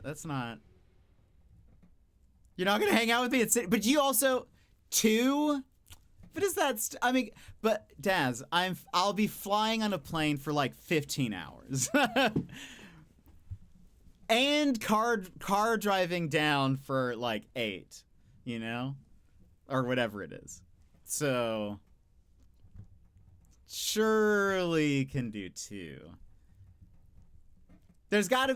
Like, you probably know... You know Sydney like the back of your hand. I was imagining a Daz tour. We got to go to Luna Park. We're not going to Luna Park, but we got. I figure you got to know some. You're like the Sydney expert. Gotta. OMG, you gotta come to Sydney. No, yeah, we're not going to Luna. We're not gonna do the we're not gonna do the Hunger Games experience. By the way, do I need to close this? I guess I do.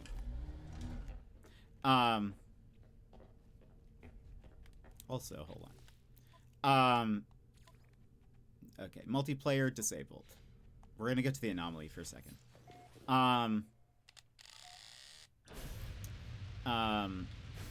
But no, surely you guys can come to Sydney. Oh gosh. If you need a Sydney tour, I'm sure we can work on it. Perfect. Did they change it? I thought it was Squid. Wait, did I say Hunger Games? I meant Squid Games. I'd be down for a Hunger Games one though. I'd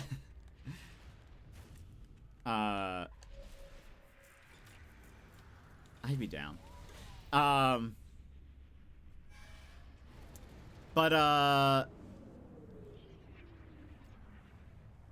I changed it a little bit yesterday. You see, I think this is the shape that I think I'm gonna go for, that I was talking about, where it's like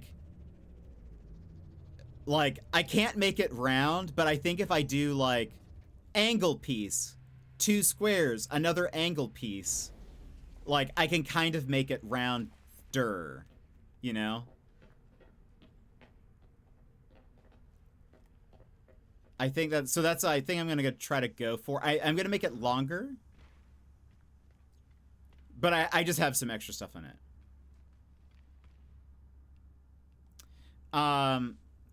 You live in the U.S. You're already kind of living the hunger. Yeah, actually, fair. You know what? Good point. This is accurate. After getting into season 2, I'm definitely missing the mystery aspect of season 1. Yeah, the mystery aspect comes and goes a little bit. but I think it's still good. I think it's still good. You get to learn more about Mars in season 2, though. How far into it are you? But okay, Daz, Lego, if, let's say, we were to go to Sydney, what would we do? What would you want to do? Is there anything you'd want to do? A lot more Mars this time, yeah. I feel like season 2, especially like the first half of it. Well, really, actually, no, actually, yeah, like the first like 8 episodes is very much setting up the like, the next seasons. Like, there's so much that builds off of what happens here. Shady, welcome in. How are you? We've been gaming this whole time.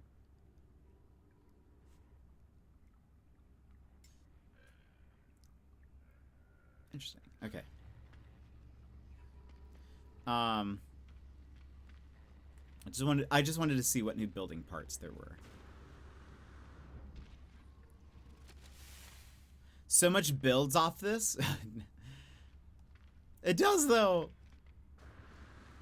It does.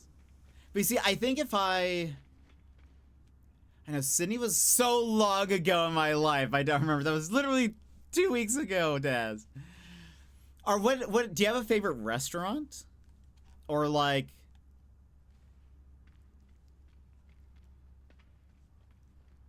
is there like what's your favorite restaurant, Daz? That's in Sydney.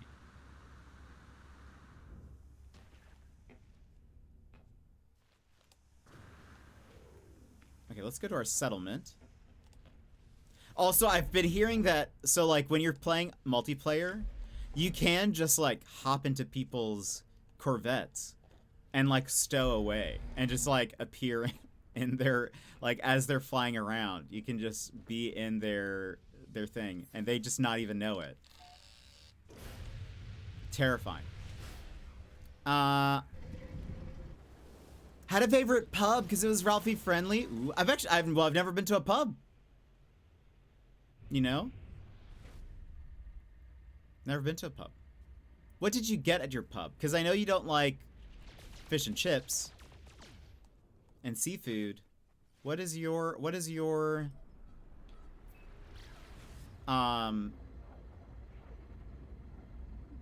wait, you know, I thought we were talking about fish and chips and you said you don't like seafood. Always just ate in Chinatown? Oh, I bet it's good. Do they have good udon? Wifey loves udon. Started a new playthrough of No Man's Sky after D&D last night. I've yet to finish the story because I get too sidetracked exploring, so hopefully get to do that this time. Oh, I mean, it's so easy to get sidetracked in this game.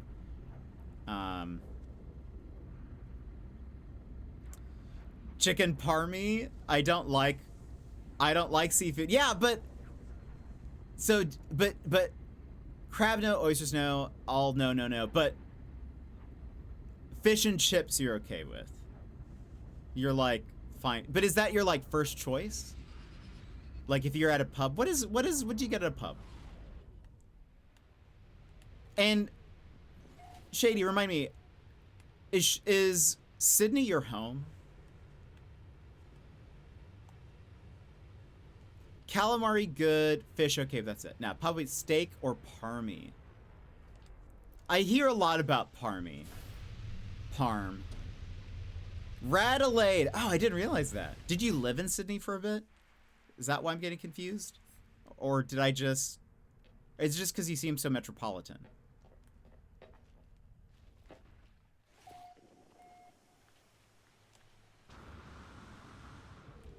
There's a citizen dispute at the settlement. Radelaide?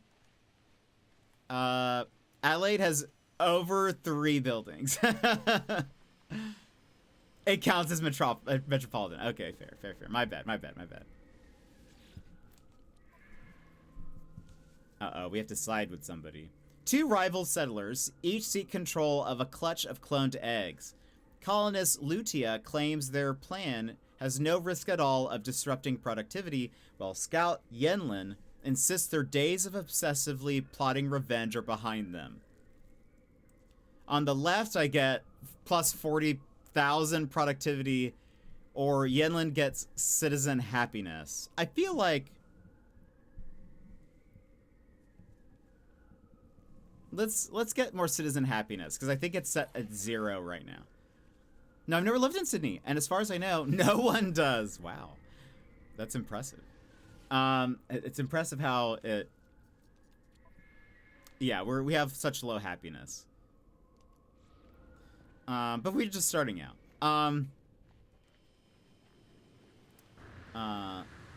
think it'll be fun to go. Not anymore. I want to... True. I do want to see the opera house. I don't necessarily want to go inside it unless there's something cool there. But I'd like to like see it and be like, wow, that's the opera house. I'd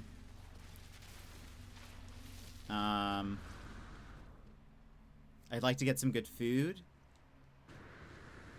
I don't know, maybe see if there's anything cool going on. There's gotta be something cool going on. It's Sydney.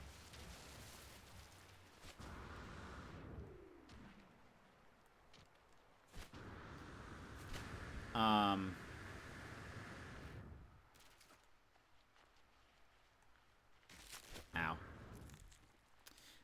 Let us... Hold on. Let's go find some more ship parts. There are none.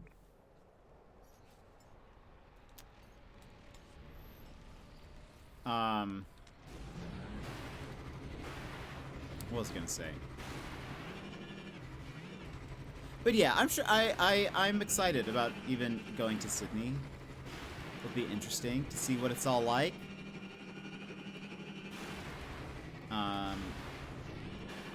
Maybe hop on like the ferry or something. Get a good look.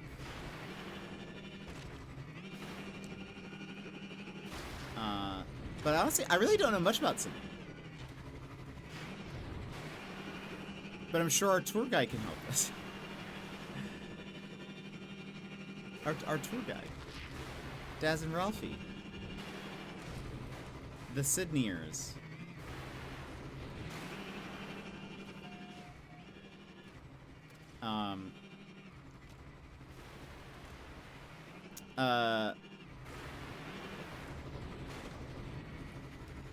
Okay, let's take a look. We're looking for the gold Wi-Fi symbols. That one.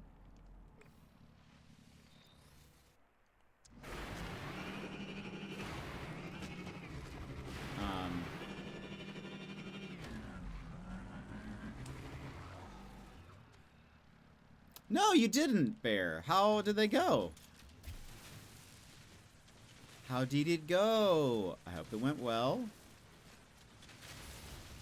I really want to have good food while I'm there. Hey, leave me alone.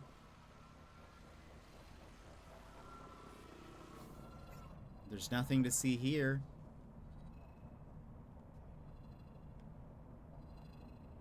Ooh, Speedbird Dome section. That sounds cool.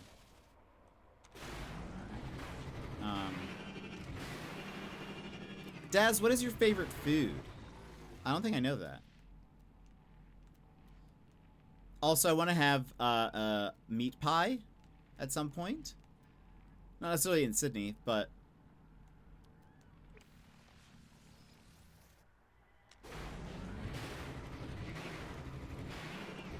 I think it went well. We don't have a lot in common, but we're enjoying each other's company. Oh, that's awesome. That's very cool. So there's going to be another. You will? Nom nom nom nom nom nom nom. What's the what kind of filling?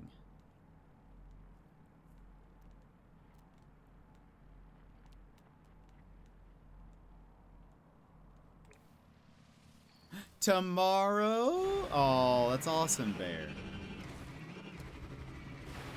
I hope it goes well. You'll have to tell us about it. That's so cool. Pizza, maybe? I don't know. You don't have a favorite food? How does one not have a favorite food, Daz? Let's go there. I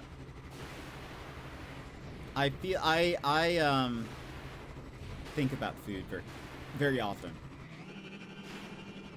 So I know I'm boring. You're not boring. What kind of pizza do you like? Like, what's your favorite toppings? Is there a good Sydney pizza place?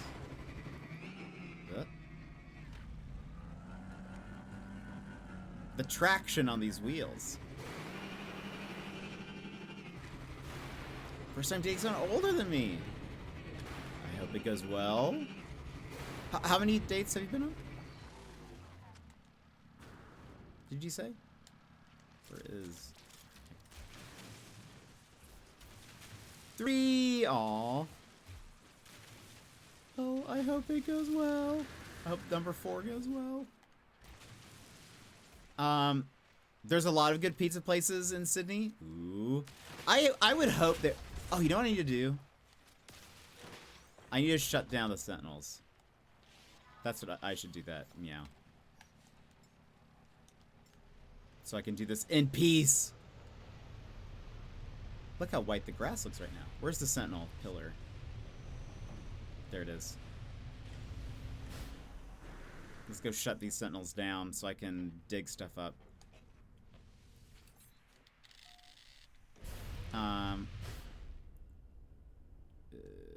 There you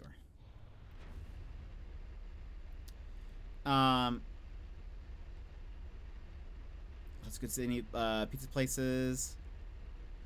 Lego married an old man. Wait, how old is Lego? When he's 39. I think Americans are not typically prepared. Why do you say that? I'm curious. What is Australian pizza like? Also, this ship needs to be faster. That is the one thing. But I need to upgrade it. It has 0 upgrades. Americans are not prepared for not America. Maybe that's true. A lot more toppings. Then I'm fine with that. I'm actually fine with that. A moose's tooth is very topping heavy. And I love it.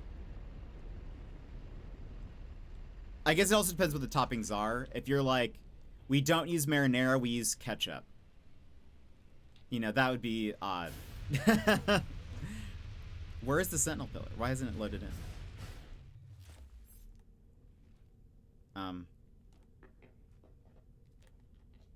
That would be odd. Yeah, that would be odd. Seeing as I'm 14 years older than Mr. Panda, I can read. Age is just a number. Exactly. That would be odd. There it is. That's a horrendous thought. I know. Well, I was trying to think, like, you know, like, Japan, I think they put...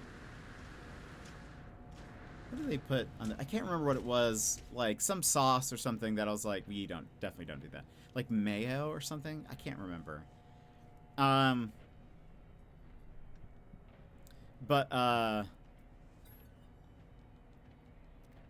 What is, if you don't mind me asking, what is the age difference between you and Lego?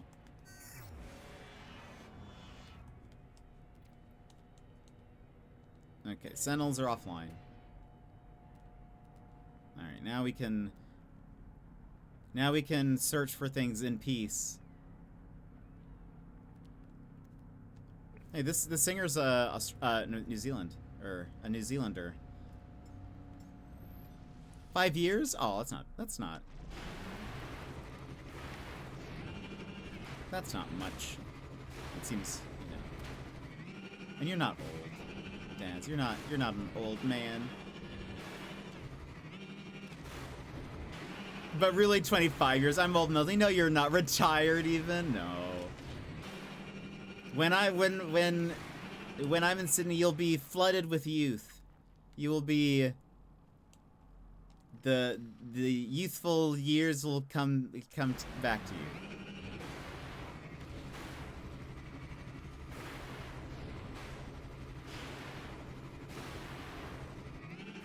They'll be wonderful.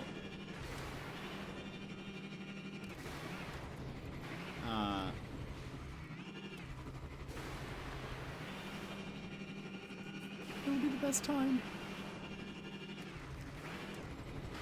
I think it'll be really fun. I'm very excited. There's gonna be so much to do, so much to see. I think you guys will have a kick out of, like, me not understanding anything Australian. And, like, being like, you know, showing me around and being like, this is what we do here in Australia. And me being like, I don't understand what's happening.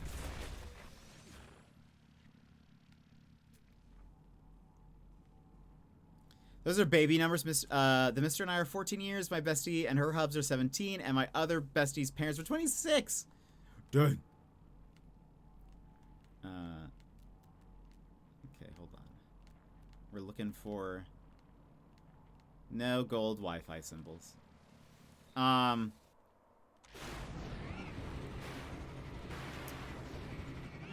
was I going to say? I'm excited too. It's been a while since I've been on a good date. Well, I'm glad that it's going well. Oh. I'm glad it's going well.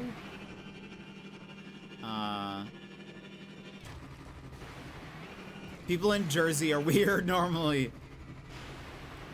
Sassy, care to confirm? Facts, there we go. But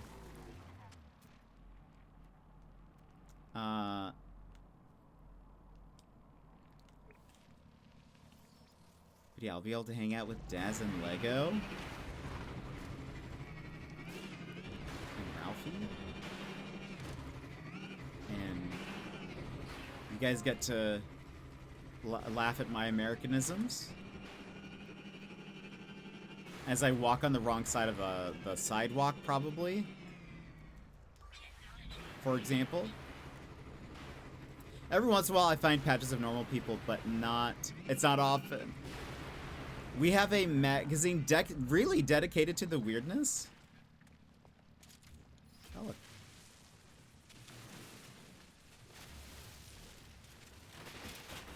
That's incredible. I really want to play that one point-and-click game that I posted in the Discord that takes place in New Jersey. It seems very funny. I hope it's like...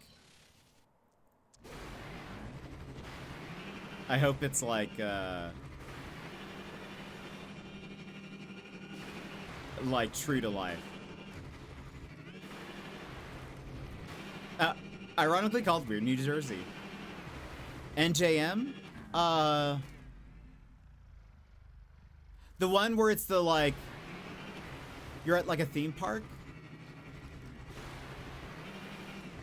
Or like at a, maybe not a theme park, like a harbor or something?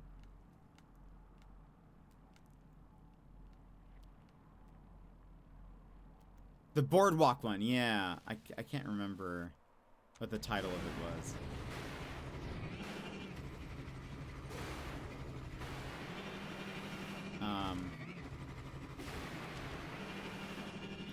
But yeah, it looks cool. I was going through my wish list. I unwishlisted a bunch of stuff. And then I saw that again. I was like, oh yeah, I can't wait for that game.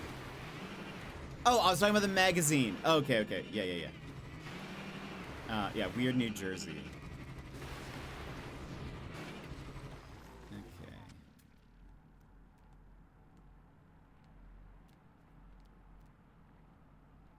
Nothing. Oh, well, there's one that direction, but kind of the opposite direction that we were going in. Wildwood Down. There we go. I can't remember, Wildwood's not the town, right? It says what town it takes place in. I remember asking about it, and you were like, yeah, that sounds weird. Or that sounds like that town.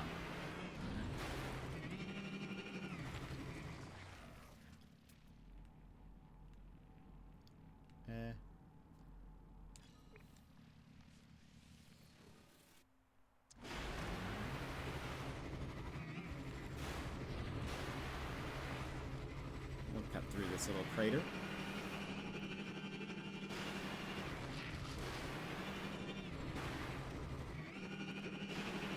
Wildwood was where... Okay, maybe it is Wildwood then. Yeah. Okay.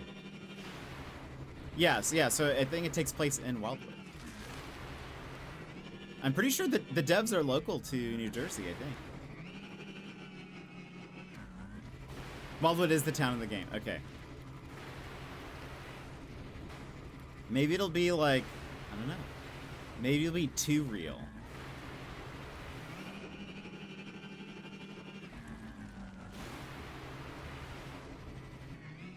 I love how this can just climb up sheer cliffs without issue.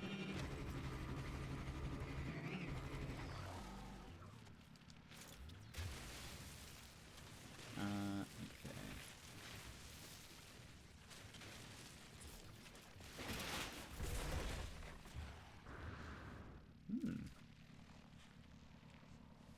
Oop. We gotta look first. Where we go?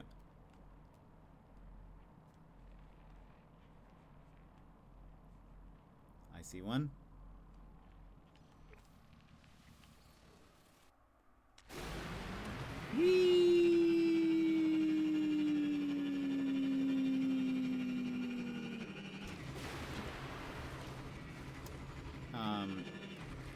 Come on.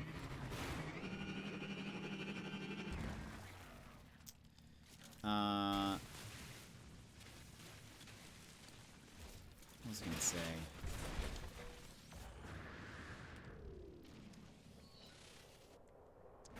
But it was fun. Yesterday, Dorcal, welcome in. How are you? It's been a long time. Just popping before I sleep. Hope you have a great stream. Keep it tapped. Thank you so much. I appreciate that. I hope you're having a good day. Hope you have a good sleep.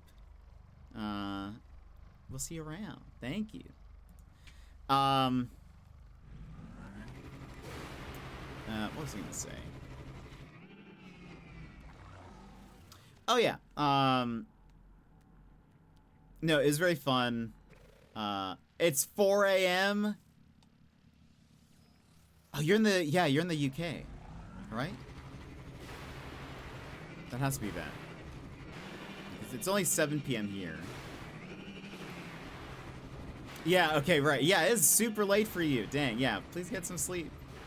We'll probably go for another hour. I know that's midnight East Coast.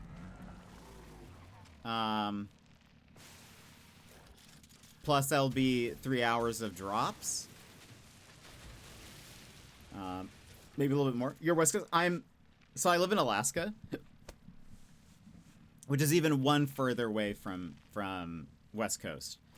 So it is 7 p.m. here, where it'll be like 8 p.m. in California.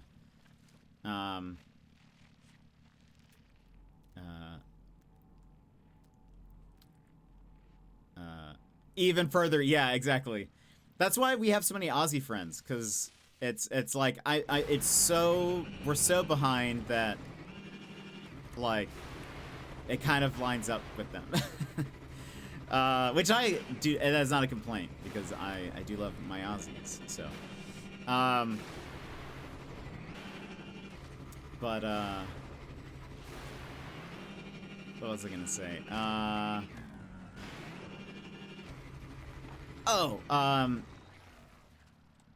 Yeah, when, so YV and I hung out a little bit,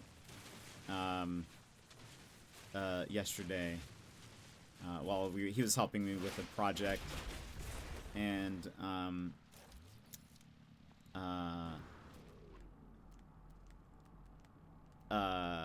yeah, we talked a little bit about the trip too, and it makes me, I feel like anytime I feel very anxious about, like, trip planning, or like if it's gonna go well or whatever, Usually after a good hang, I'm usually like, okay, maybe everything's gonna be fine. So I am feeling excited about the trip, feeling energized. Australia almost lapping you into. I know it's. What's funny is the way I was explaining this to my friend Yvy, who's an Aussie. He was like, and he had to sort of like squint in like trying to understand the logic, but when I calculate the time for where he lives specifically, I know that whatever time it is here, the easiest way for me to think about it is it's whatever time it is now minus 6 hours, but add 24. So for example, I know that it's 1 p.m. over there right now. Because it's 7 here. 7 minus 6 is 1, so it's 1 p.m., but they're a day ahead. So then I add 24, so I know, all right, it's Saturday for them at 1 p.m. And I explained that to him, and he was just kind of like, okay. It makes sense to me, because otherwise thinking of it like, oh, I need to add, what is that? Is that like 18 hours or something? That to me seems harder to do. So, and then when we do daylight savings, because where he lives, the state he lives in does not do daylight savings, it's a 5-hour difference. So then if it was daylight savings, it'd be 2 p.m. his time. But anyway. See, that's not easy. No, it makes sense to me. It makes so much sense to me. It's like easier math in my head. They're like 8 hours ahead. Okay, yeah. See, that would be easier to do. But yeah, we're just so far behind. I thought that was easy to follow. Thank you, Magical. Thank you. Whenever Yvy questions something like that, I just say, Yvy, I have a beautiful mind. Yeah. You don't know. You just don't understand. For me, I need to figure out Australia time. If I need to figure out Australia time, I add 2 hours to my time and swap AM PM. Ah, okay, yeah. Yeah, that makes it, that would be easier. That is actually true, and I did not realize that. Like, I know Adelaide has, like, they're, like, a certain amount of hours plus, I think, 30. And that's, like, that's weird to me. That's not something I'm used to.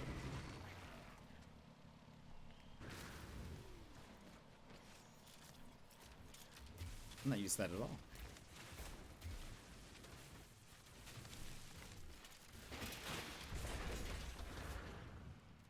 They have 15, 30, 45, and 60. Weird. That would be so hard to keep track of. It's kind of already hard to keep track of. There's only a couple of states in the U.S. that don't do daylight savings. Or maybe it's just one. Is it just Arizona? I think it's Arizona's one. But I feel like keeping track of which ones don't is kind of confusing. Is a massive country. Yeah, that is, yeah. And probably also the way, like, the towns are, you know, split up and stuff. Probably makes sense to do that kind of increment. I'd be all for getting rid of daylight savings. I would, too. I would want, like, winter time, though. Like, I want it to where it's the, like, not the time we're in now. I want it when it flops over. DST is awesome. You like it? Because, yeah, I know New South Wales, you guys have it. Fun fact for you. I love a fun fact.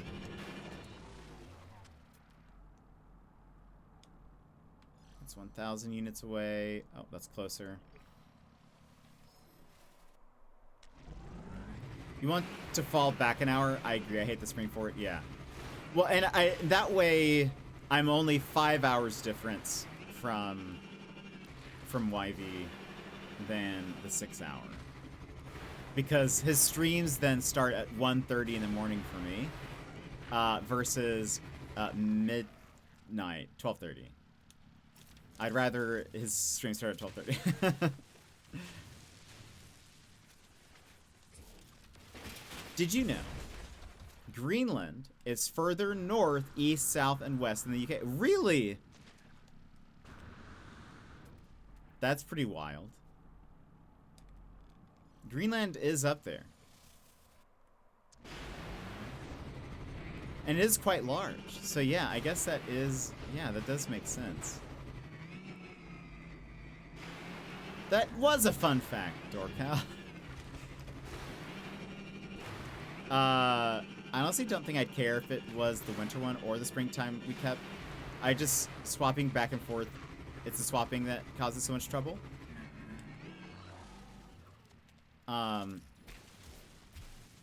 Des, why do you like daylight savings?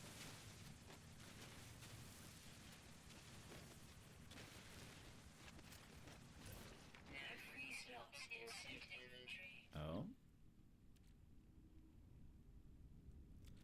Let's,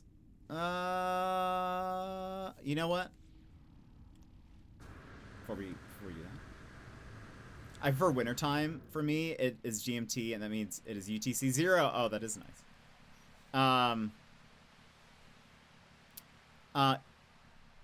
Whereabouts in the UK do you live? Let's call in our little trade rocket. Yay! Oh. Oh, where's he going? He like went back up.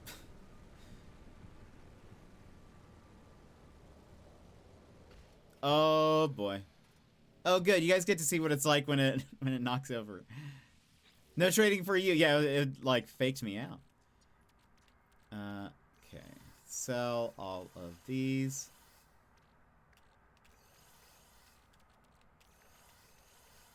These are all just for sale.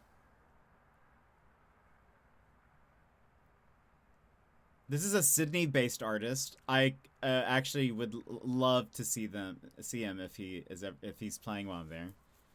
I've actually thought about. I've messaged him before, and he's responded, and I've wondered if I could be like, hey, I'm gonna be in Sydney. I know you don't know me, but I love your music. Can I buy you a coffee or something like that?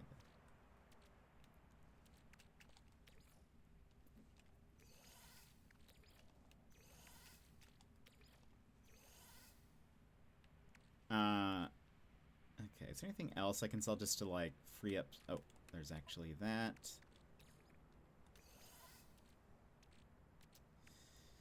Anything else? What is this? Rebuilt exosuit module. Okay. Anything else I want to sell? Oh, there's that. Oh, no, that's what I added. Lol. Okay.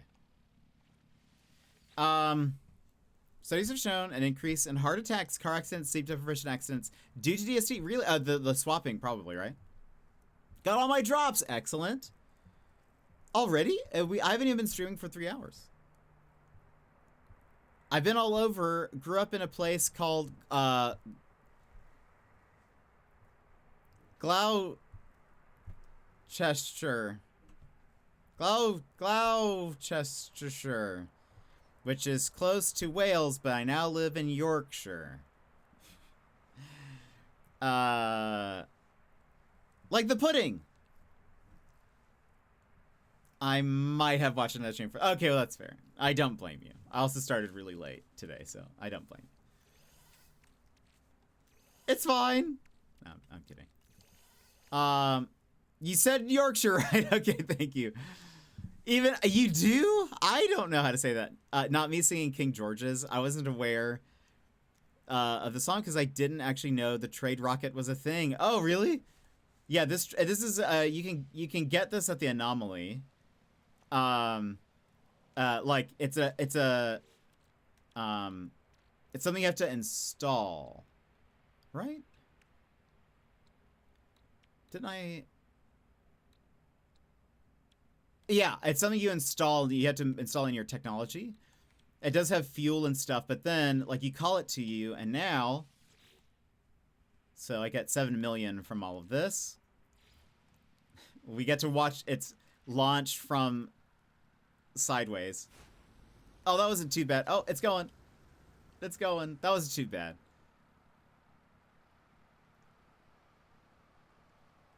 And I love that it actually, one of the things that's cool is that it like, it actually goes in the direction of where the space station is from your location. So like, it actually is correct in like the direction that it's going in, which is a fun little thing.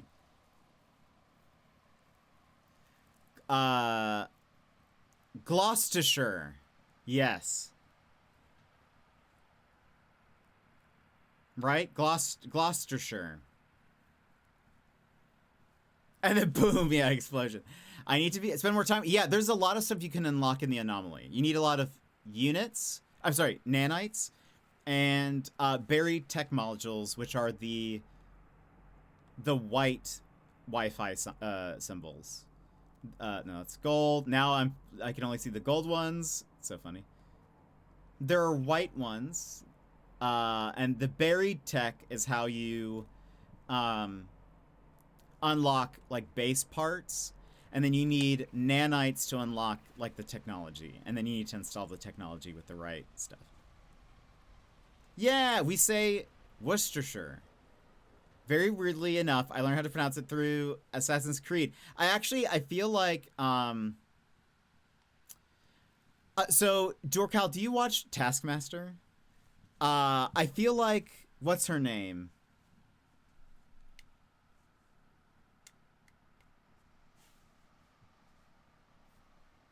I have seen it, yes. There is a comedian, I'm forgetting her name. I know, she wore a hat, and she was the one who really annoyed Alex Horn. She has the funny walk.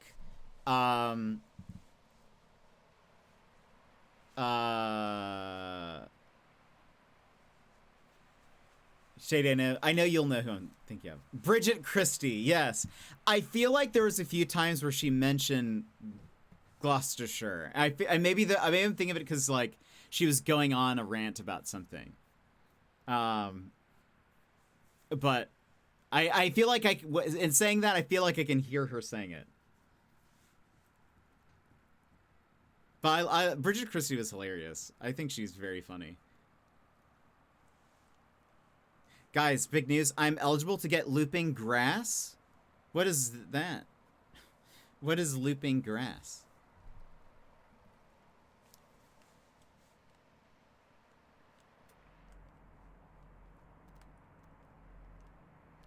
I don't know. It's an... Oh, yeah.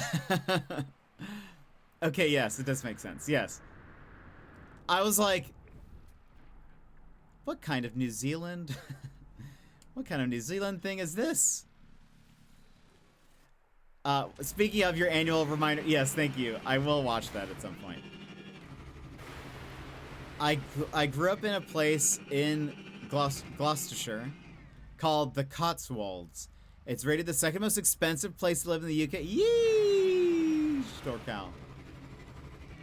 That's amazing. You're between seasons right now. Great time. That is true. Did you watch the trailer? I haven't watched the trailer yet. I saw that it's out. That's awesome. I did. Does it look good? I feel like this season is going to be hard. It's going to be hard to top the last season. Oh, I got into the thing. I did not mean to. There you go. It looks like Taskmaster. Fair. That's good. It's hard to judge just by the trailer. Fair. I don't know these comedians very well. And I haven't played AC Valhalla. I've not played a Assassin's Creed game in a while. Did you like it? Oh, Buried Crystal. How fun! What else we got? Arcadia wing module. And that was it. Okay. Let's get 2 more, and then we'll go back to the space station and see what we can get. What parts we can add on to our Corvette. Hey Paul, Steve is calling. Good night, Dorcal. I hope you have a wonderful night. Get some sleep. Thanks for chatting with us. Thanks for the fun facts. We'll see you around. Wait, there's more than one Assassin's Creed game? So many billions. I feel like there's so many. Valhalla was bad story-wise, but being from the UK, absolutely loved it. That would be fun to, like, experience, I think. Like, having a... having a game very much based on, like, where you live and stuff.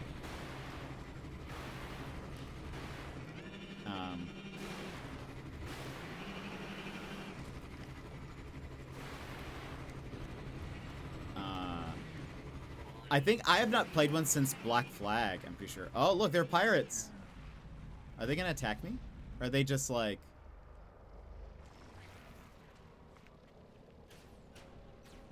Oh, they are! Hold on. You know what we can do? Ow. Wait. Where are my friends? Can't I summon them from here? Maybe it's only if I'm in a settlement. Oh, they're gone. Okay, they just wanted to take some shots at me. I was gonna say, you have a lot of games set in the US, but Alaska is basically not even the US at this point. Yeah, fair. It's also like, if it takes place in Alaska, I mean, we have played a couple of Alaska games, but it's typically like off-grid Alaska. So it's basically like a winter, it's like hard to place where it is because it's like it could literally be anywhere, you know. It's just like it's a bunch of trees and snow. There's not really, well, actually, isn't there a Fallout game that partially takes place in Alaska or something like that? And they're like in Anchorage, which that's where I live, but ad roll, no. Do you know they don't even have street signs in Alaska? No, we do. We do have street signs. We have houses.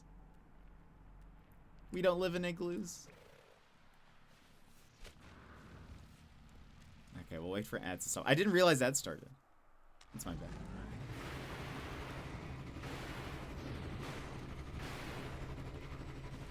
Thanks, friendo. Aw, anonymous! An anonymous user gifted a tier 1 sub to Dorcal_. Thank you so much for gifting us up to Dorcal. Now Dorcal will never be stuck in ads for the next month. Never for a month.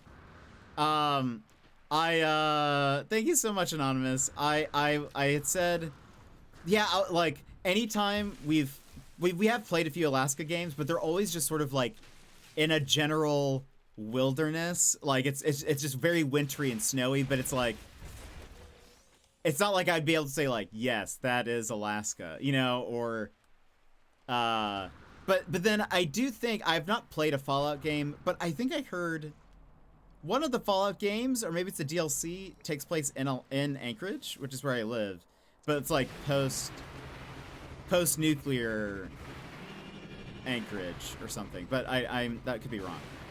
Operation Anchorage, is that a DLC or something? And for which game? Because I've not played a Fallout game. If they remake 3, I'd play that. There's that rumor that they might.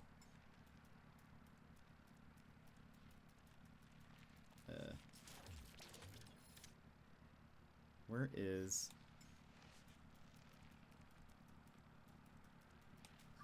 There we go. Yeah, it was the start of the war and in the introduction to the power suit, I believe. Not a good sign that the start of the war being in Anchorage. That's pretty cool, though. It's amazing how accurate York is. Really, that's awesome. I love games like I have been to Japan, and I do love when I play like a game like Persona or something, and they have like real streets and like the layout is actually how it is like over there. That stuff like that is very cool to me. I'm sure it's even like cooler if you are Japanese and like live in Japan. But there are a few places that I was like, I've been there. And that's so cool. Okay, let's go back to the space station now.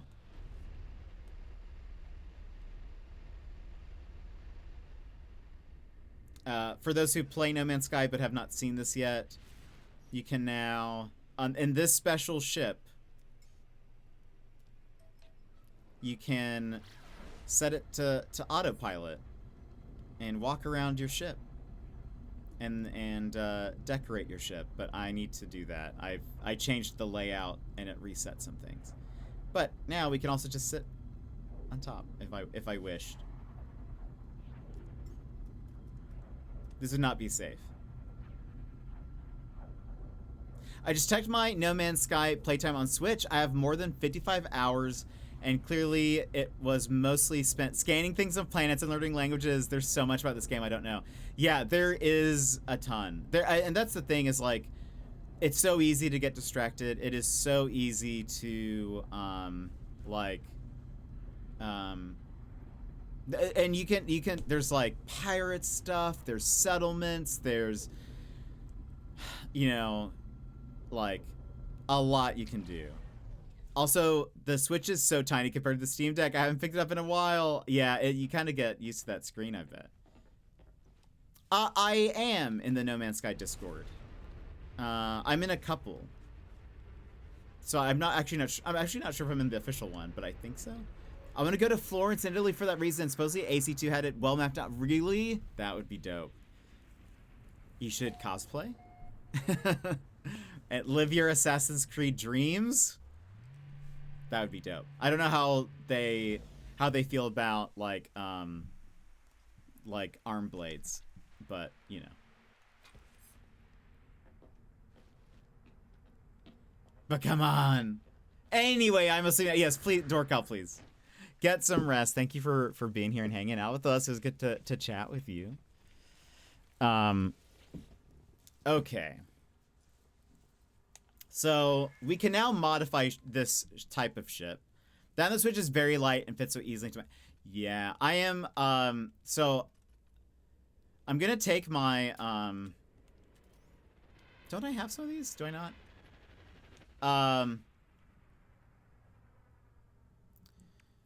going to take my Steam Deck on the trip. And I traveling with it is going to be different. It's only 4:30. Yeesh. Yeah, please get some sleep. And you can play an invisible traveler like me. No dying in space. True, you can.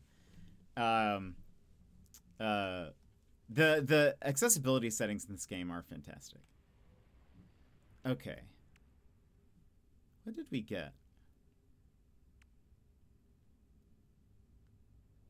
Fuel cover. Is this the same? Okay, it is. Or like, it's the same shape. Which is great. Do we have another one of these? No. Did we get another one of these? We did.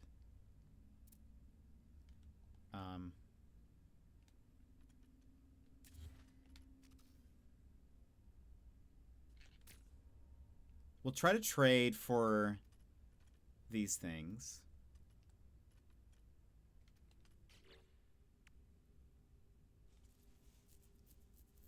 What else?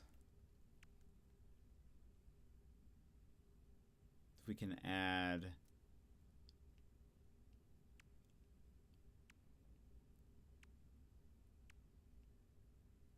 What did we get that was like...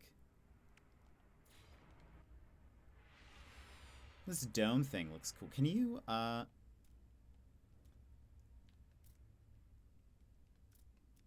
Okay, you can't put it on its side though.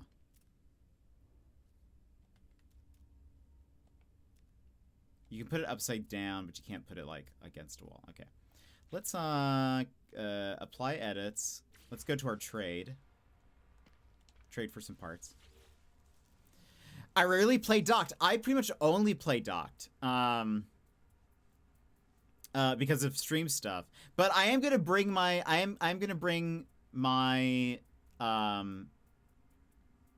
dock though to Australia.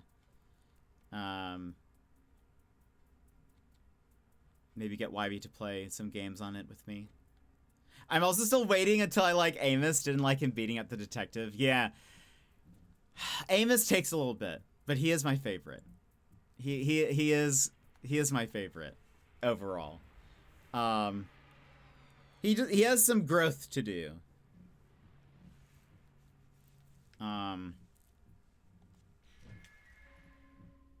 Oh wait, I didn't mean to do that. Leave workshop. So far he has shot and killed 4 characters. Yeah, he is a bit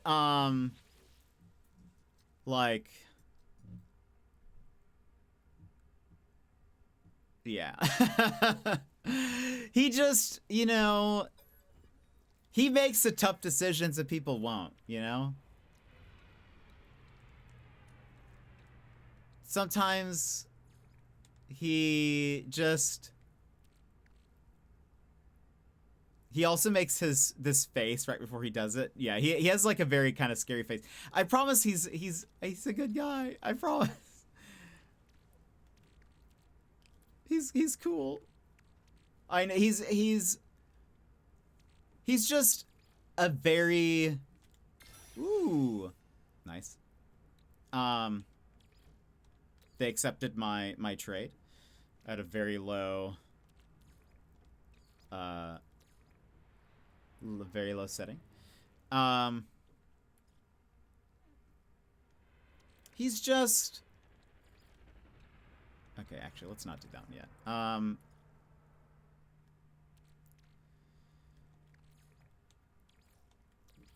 He's hard to explain. He's hard to explain, but he has a journey to go through a bit. He starts. I would say he definitely starts getting better end of season 2. But I will say I did like him kind of towards the beginning already. Because of like,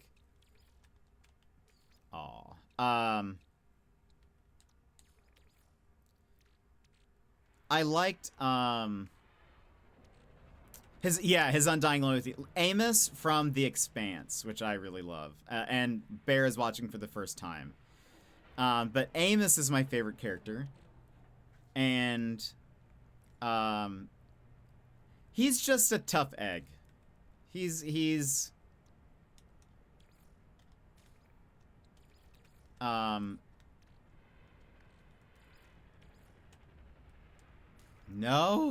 Alright, hold on.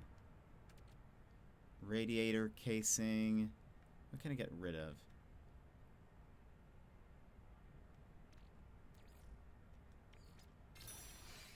Okay, let's put these on. Never seen it. It's so good. It's a sci-fi show that's very like, what did I know? Is this not what I got? Hello? Are these parts... Hold on. Titan class walkway. Where do these parts go?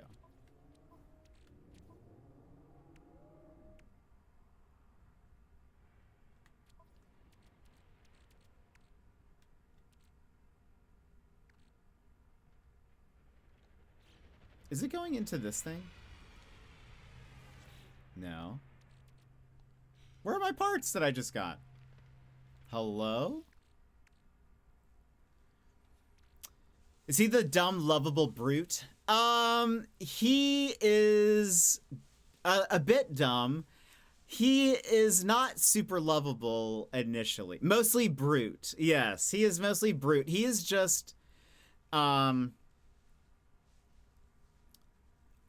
he is you meet him and he's kind of like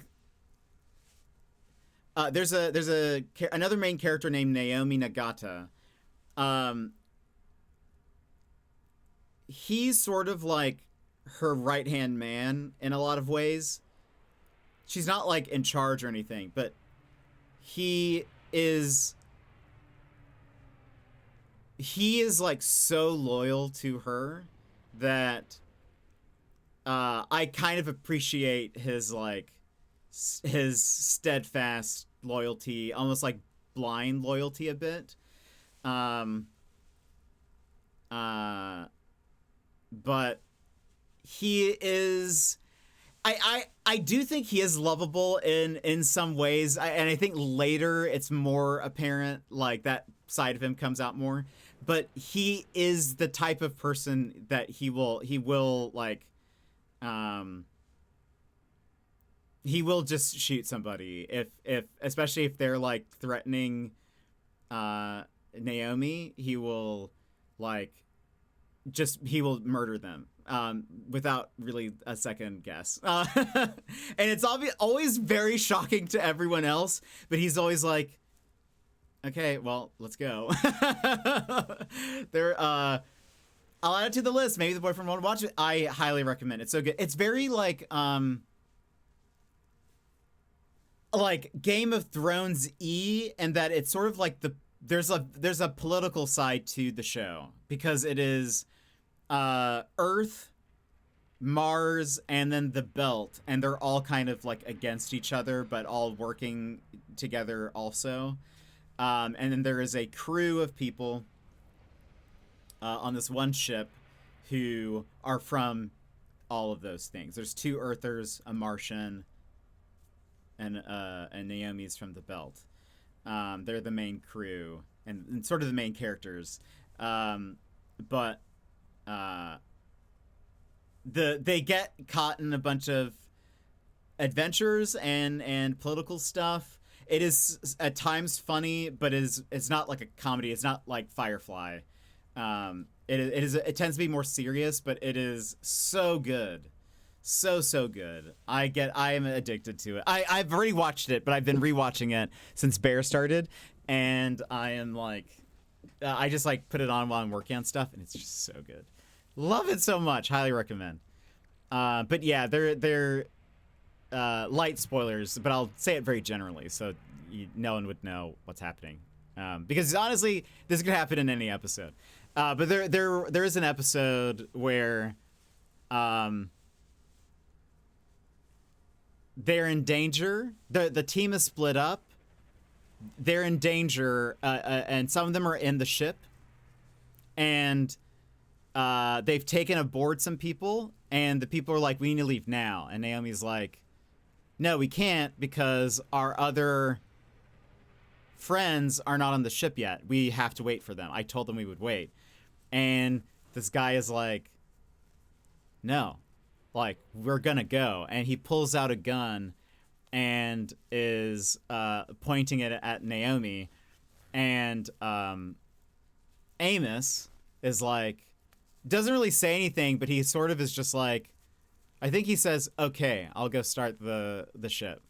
And he like walks a few feet, and then just a second or two later, you just hear a shot, and he shoots this guy who was pointing a gun at Naomi, and he's like, if you say we wait, we wait. And so he's sort of like, he doesn't really think for himself. And there's reason for that. But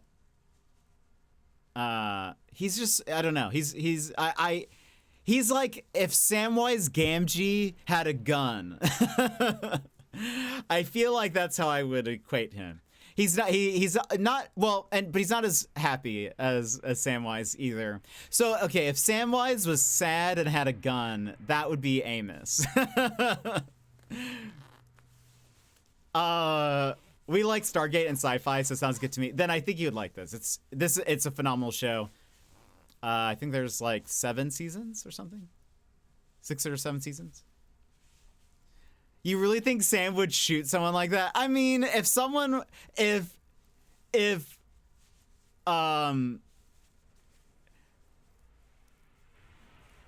was an orc who was threatening Frodo, and Sam had a gun, Samwise would shoot him.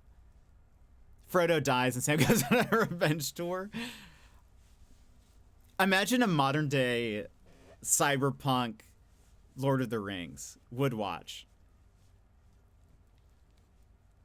I think Sam would shoot someone if it was to save Frodo.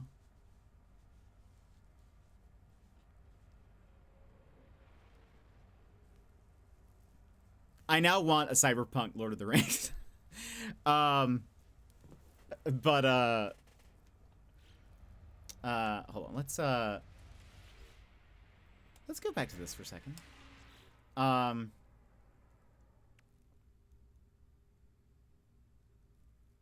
Yeah, I thought I bought... I feel like I'm missing some things. He just wants to garden and war keeps stopping him. Purchase, trade. Sam becomes John Wick of the Shire. I love this. I love this alternate reality. If I trade... Hold on. No. Let me put the second one.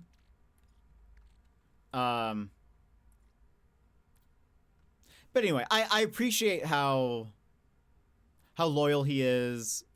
He's like reliable in that way. But I don't know. He has... Wait a minute. I feel like my parts are disappearing or something.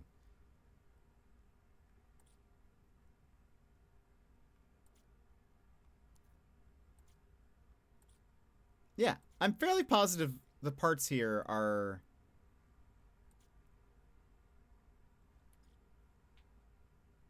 Because I had 2 of these a second ago, and now it's not there. Is it because I'm, like, making the trades, I wonder?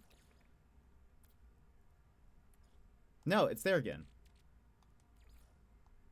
Well, okay, we'll trade... Declined? But they said it's a good one. Unbelievable. Hold on. Let's, what do we get rid of? Okay. We've got one of those. I'm fairly positive we bought a couple of these.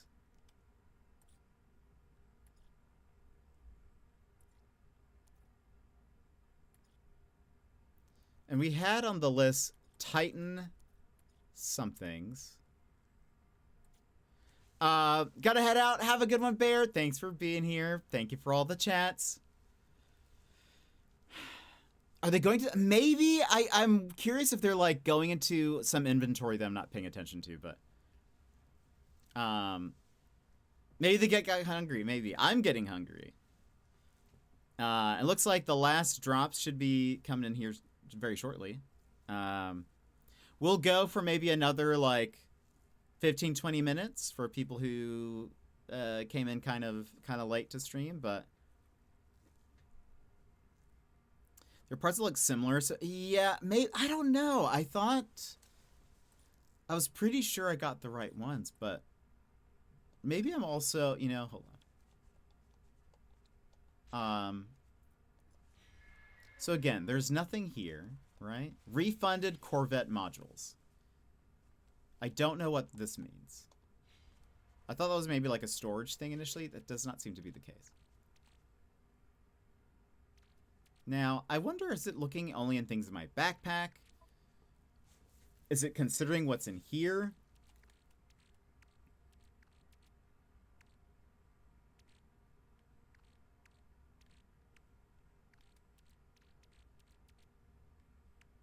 I think it is, because I do see some of this stuff on that list. My freighter...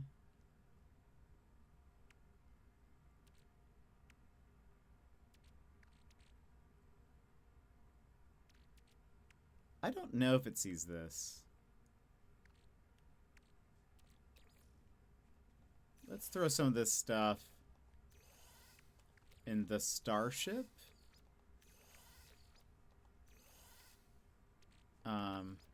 Wait, what is this? Thunderbird class walkway.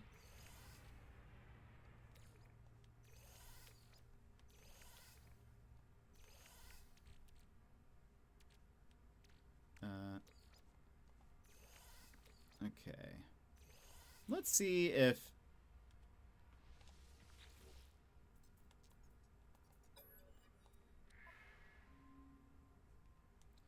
I want the ambassador class walkway. Okay, some of this... Okay, it looks like if it was on my freighter, it does not look like they were showing up.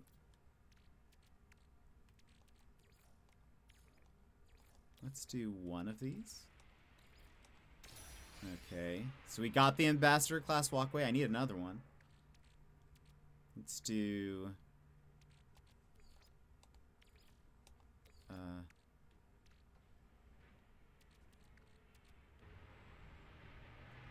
what can I get rid of?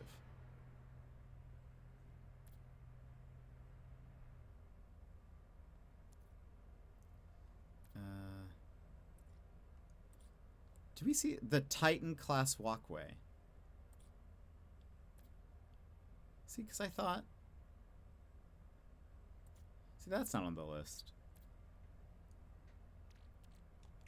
Let's get rid of one of these. Okay, we got 2 ambassador class walkways. You guys have all seen it. Will it be here? Okay, no. It's not here. The Titan class walkway's here, but I own that. What happened? Something is broke.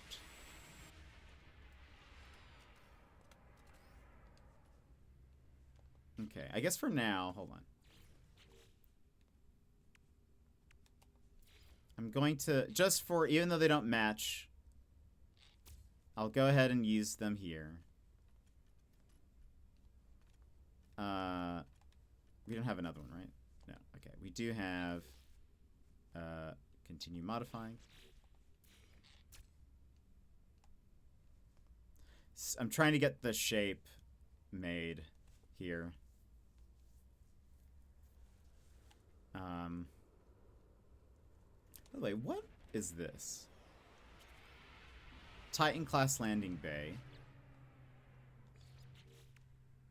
Let's see what the ambassador one looks like.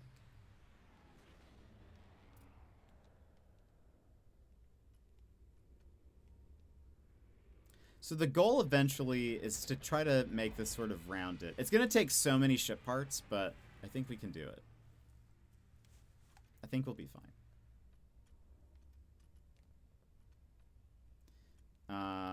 We don't have any more of these, right? No.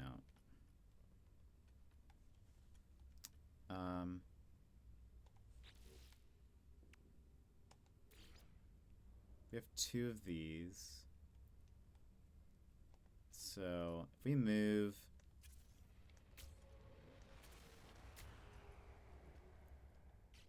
I'd like it all to match, but right now it seems like it's having some trubs. Is that in there? Okay.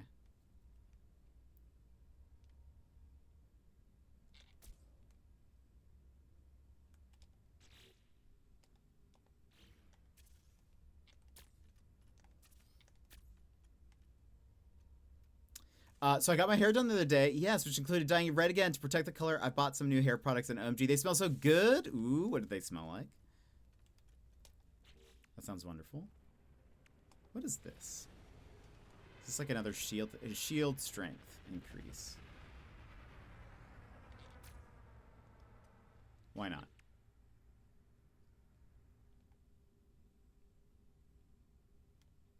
Heavy boosters. Whoa! Those are heavy boosters.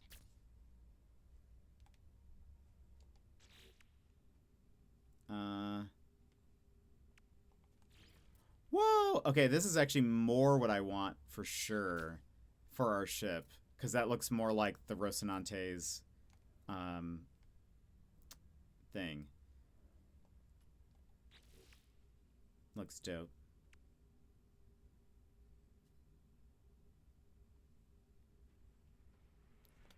What else we... Domed casing. What does that look like? Oh, that kind of looks... That looks...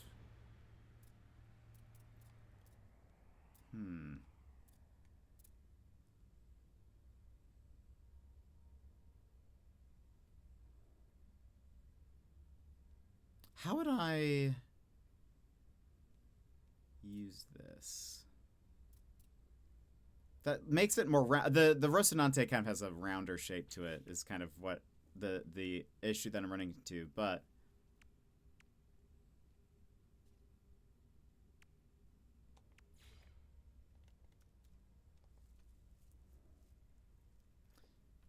is it get maybe hold on. I'm trying to make this the ship from The Expanse. But in the meantime, I might as well add fun stuff to it. What do these like joints and stuff do? I really don't know. Are they just to add sort of like more shape to your thing?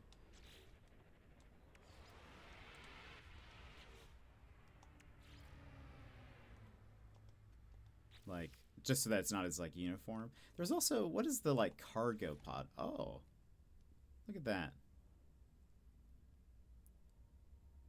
Peppermint, menthol, neem leaf. Never even heard of neem leaf.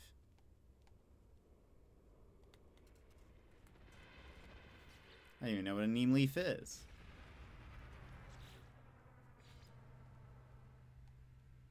I wonder if these would look cool once we get everything aboard. Cargo sphere. Oh, I want to see what that looks like. These don't do anything though, right? These are all decoration. Okay. These seem to add stats. Or some of them do.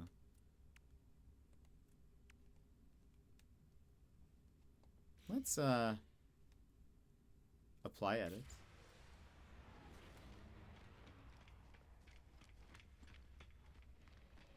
It's definitely looking much more like a ship.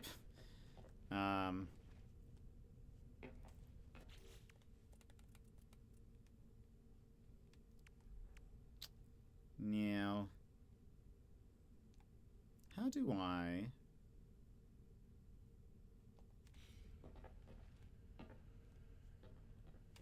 How do I... Oh, maybe...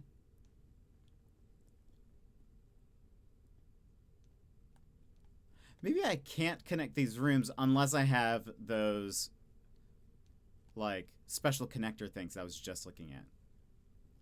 This music is chill. Yeah, this is This is Howski. Currently, I love Howski. I listen to him all the time. Highly recommend. He's great. But he has some chill songs. He happens to be Australian.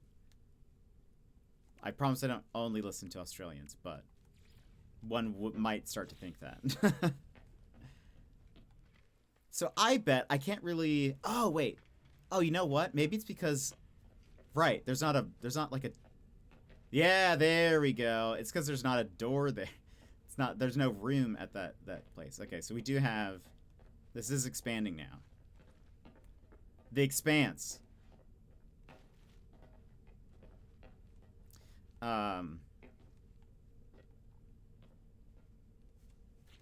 So like...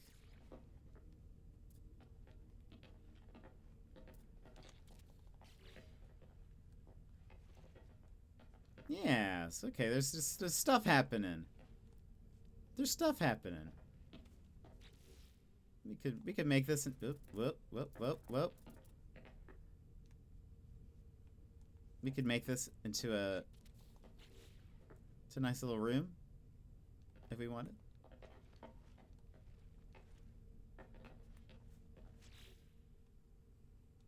Mission radar. hello. Let me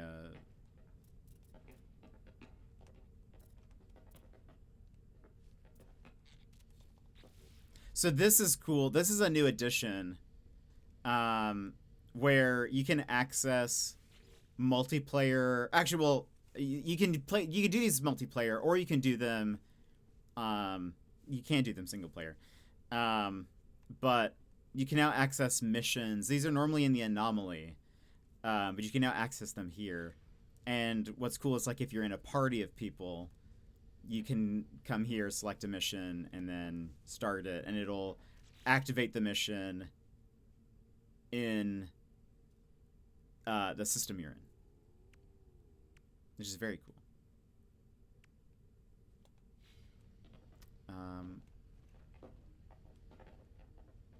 This is sort of a waste because I will likely have to like swap a lot of stuff out here.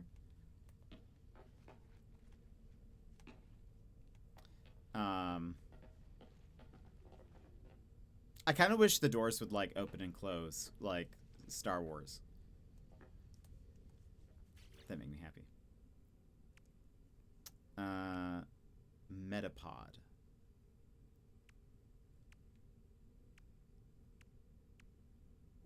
Let's make some hermetic seals real fast, if we can.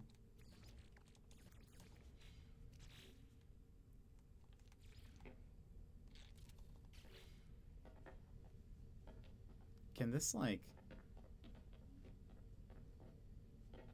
Is this just decoration? Can it like heal us or anything?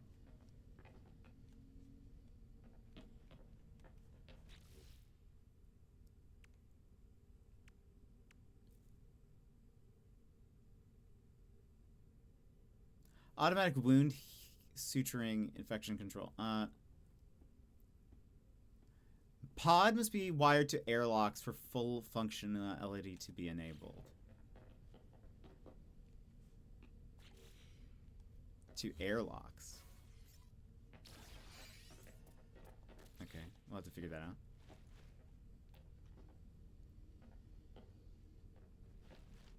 out. Anyway. I feel like it's coming together.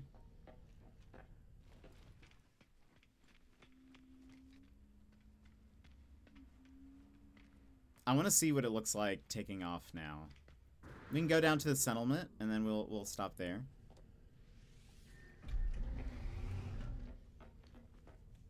It's probably gonna feel very slow still. Does your Metapod? Every time I think Pokemon. It's getting there. Also, I like this much larger engine thing in the back. It's starting to look rounder.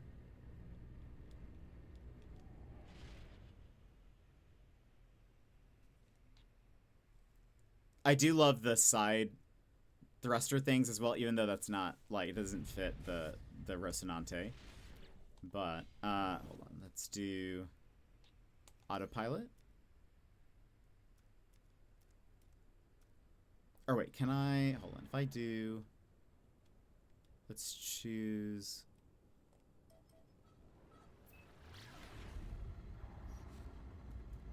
there we go. It's still doing the cape blowing thing. I didn't add a window, unfortunately. Is this supposed to be here? This feels like, is that a hole in the wall? Why does it seem uneven? Can I jump out? Maybe that does look like a window, right? Yeah. See, I love this.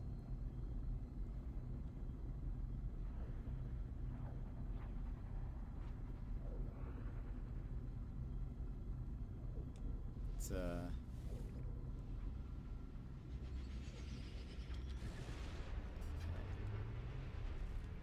this is gonna be a chonker of a ship.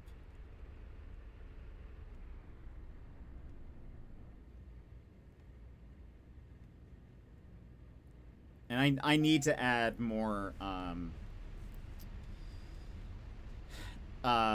things to make it go faster, because I can tell that it is slow.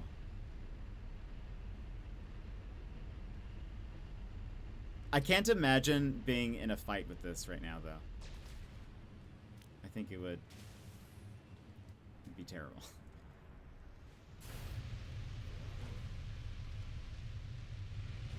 Goodness.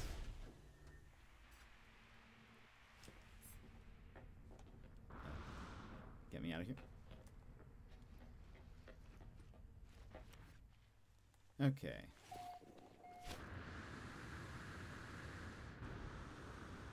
Whee. All right, we'll go ahead and stop here.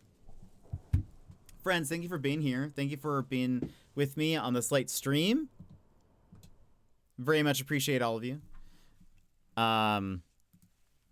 It was great to have you guys to chat, hang out, lounge. We've got a couple of thank yous to give. Have a good weekend. Yeah, we should be back tomorrow because drops are still going. So hopefully we'll still be here tomorrow. A magical GG Daz, thank you for being here. Let me give a couple thank yous before we leave.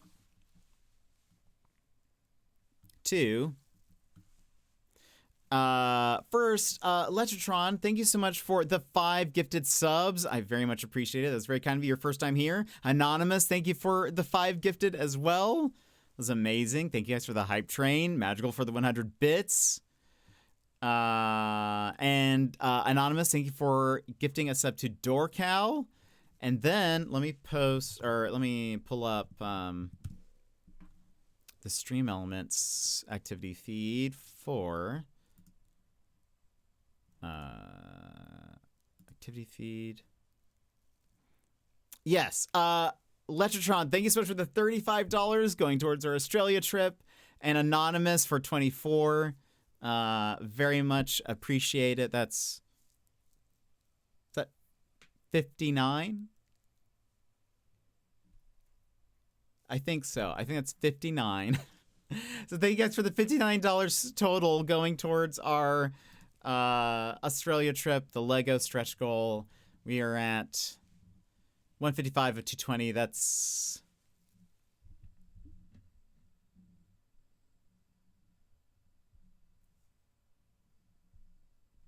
$65 away. There we go. 65 away. There's no way of knowing. Yeah, math is not my strong suit, so there's definitely no way of knowing. Thank you so much. We're only $65 away from our goal, so that is crazy.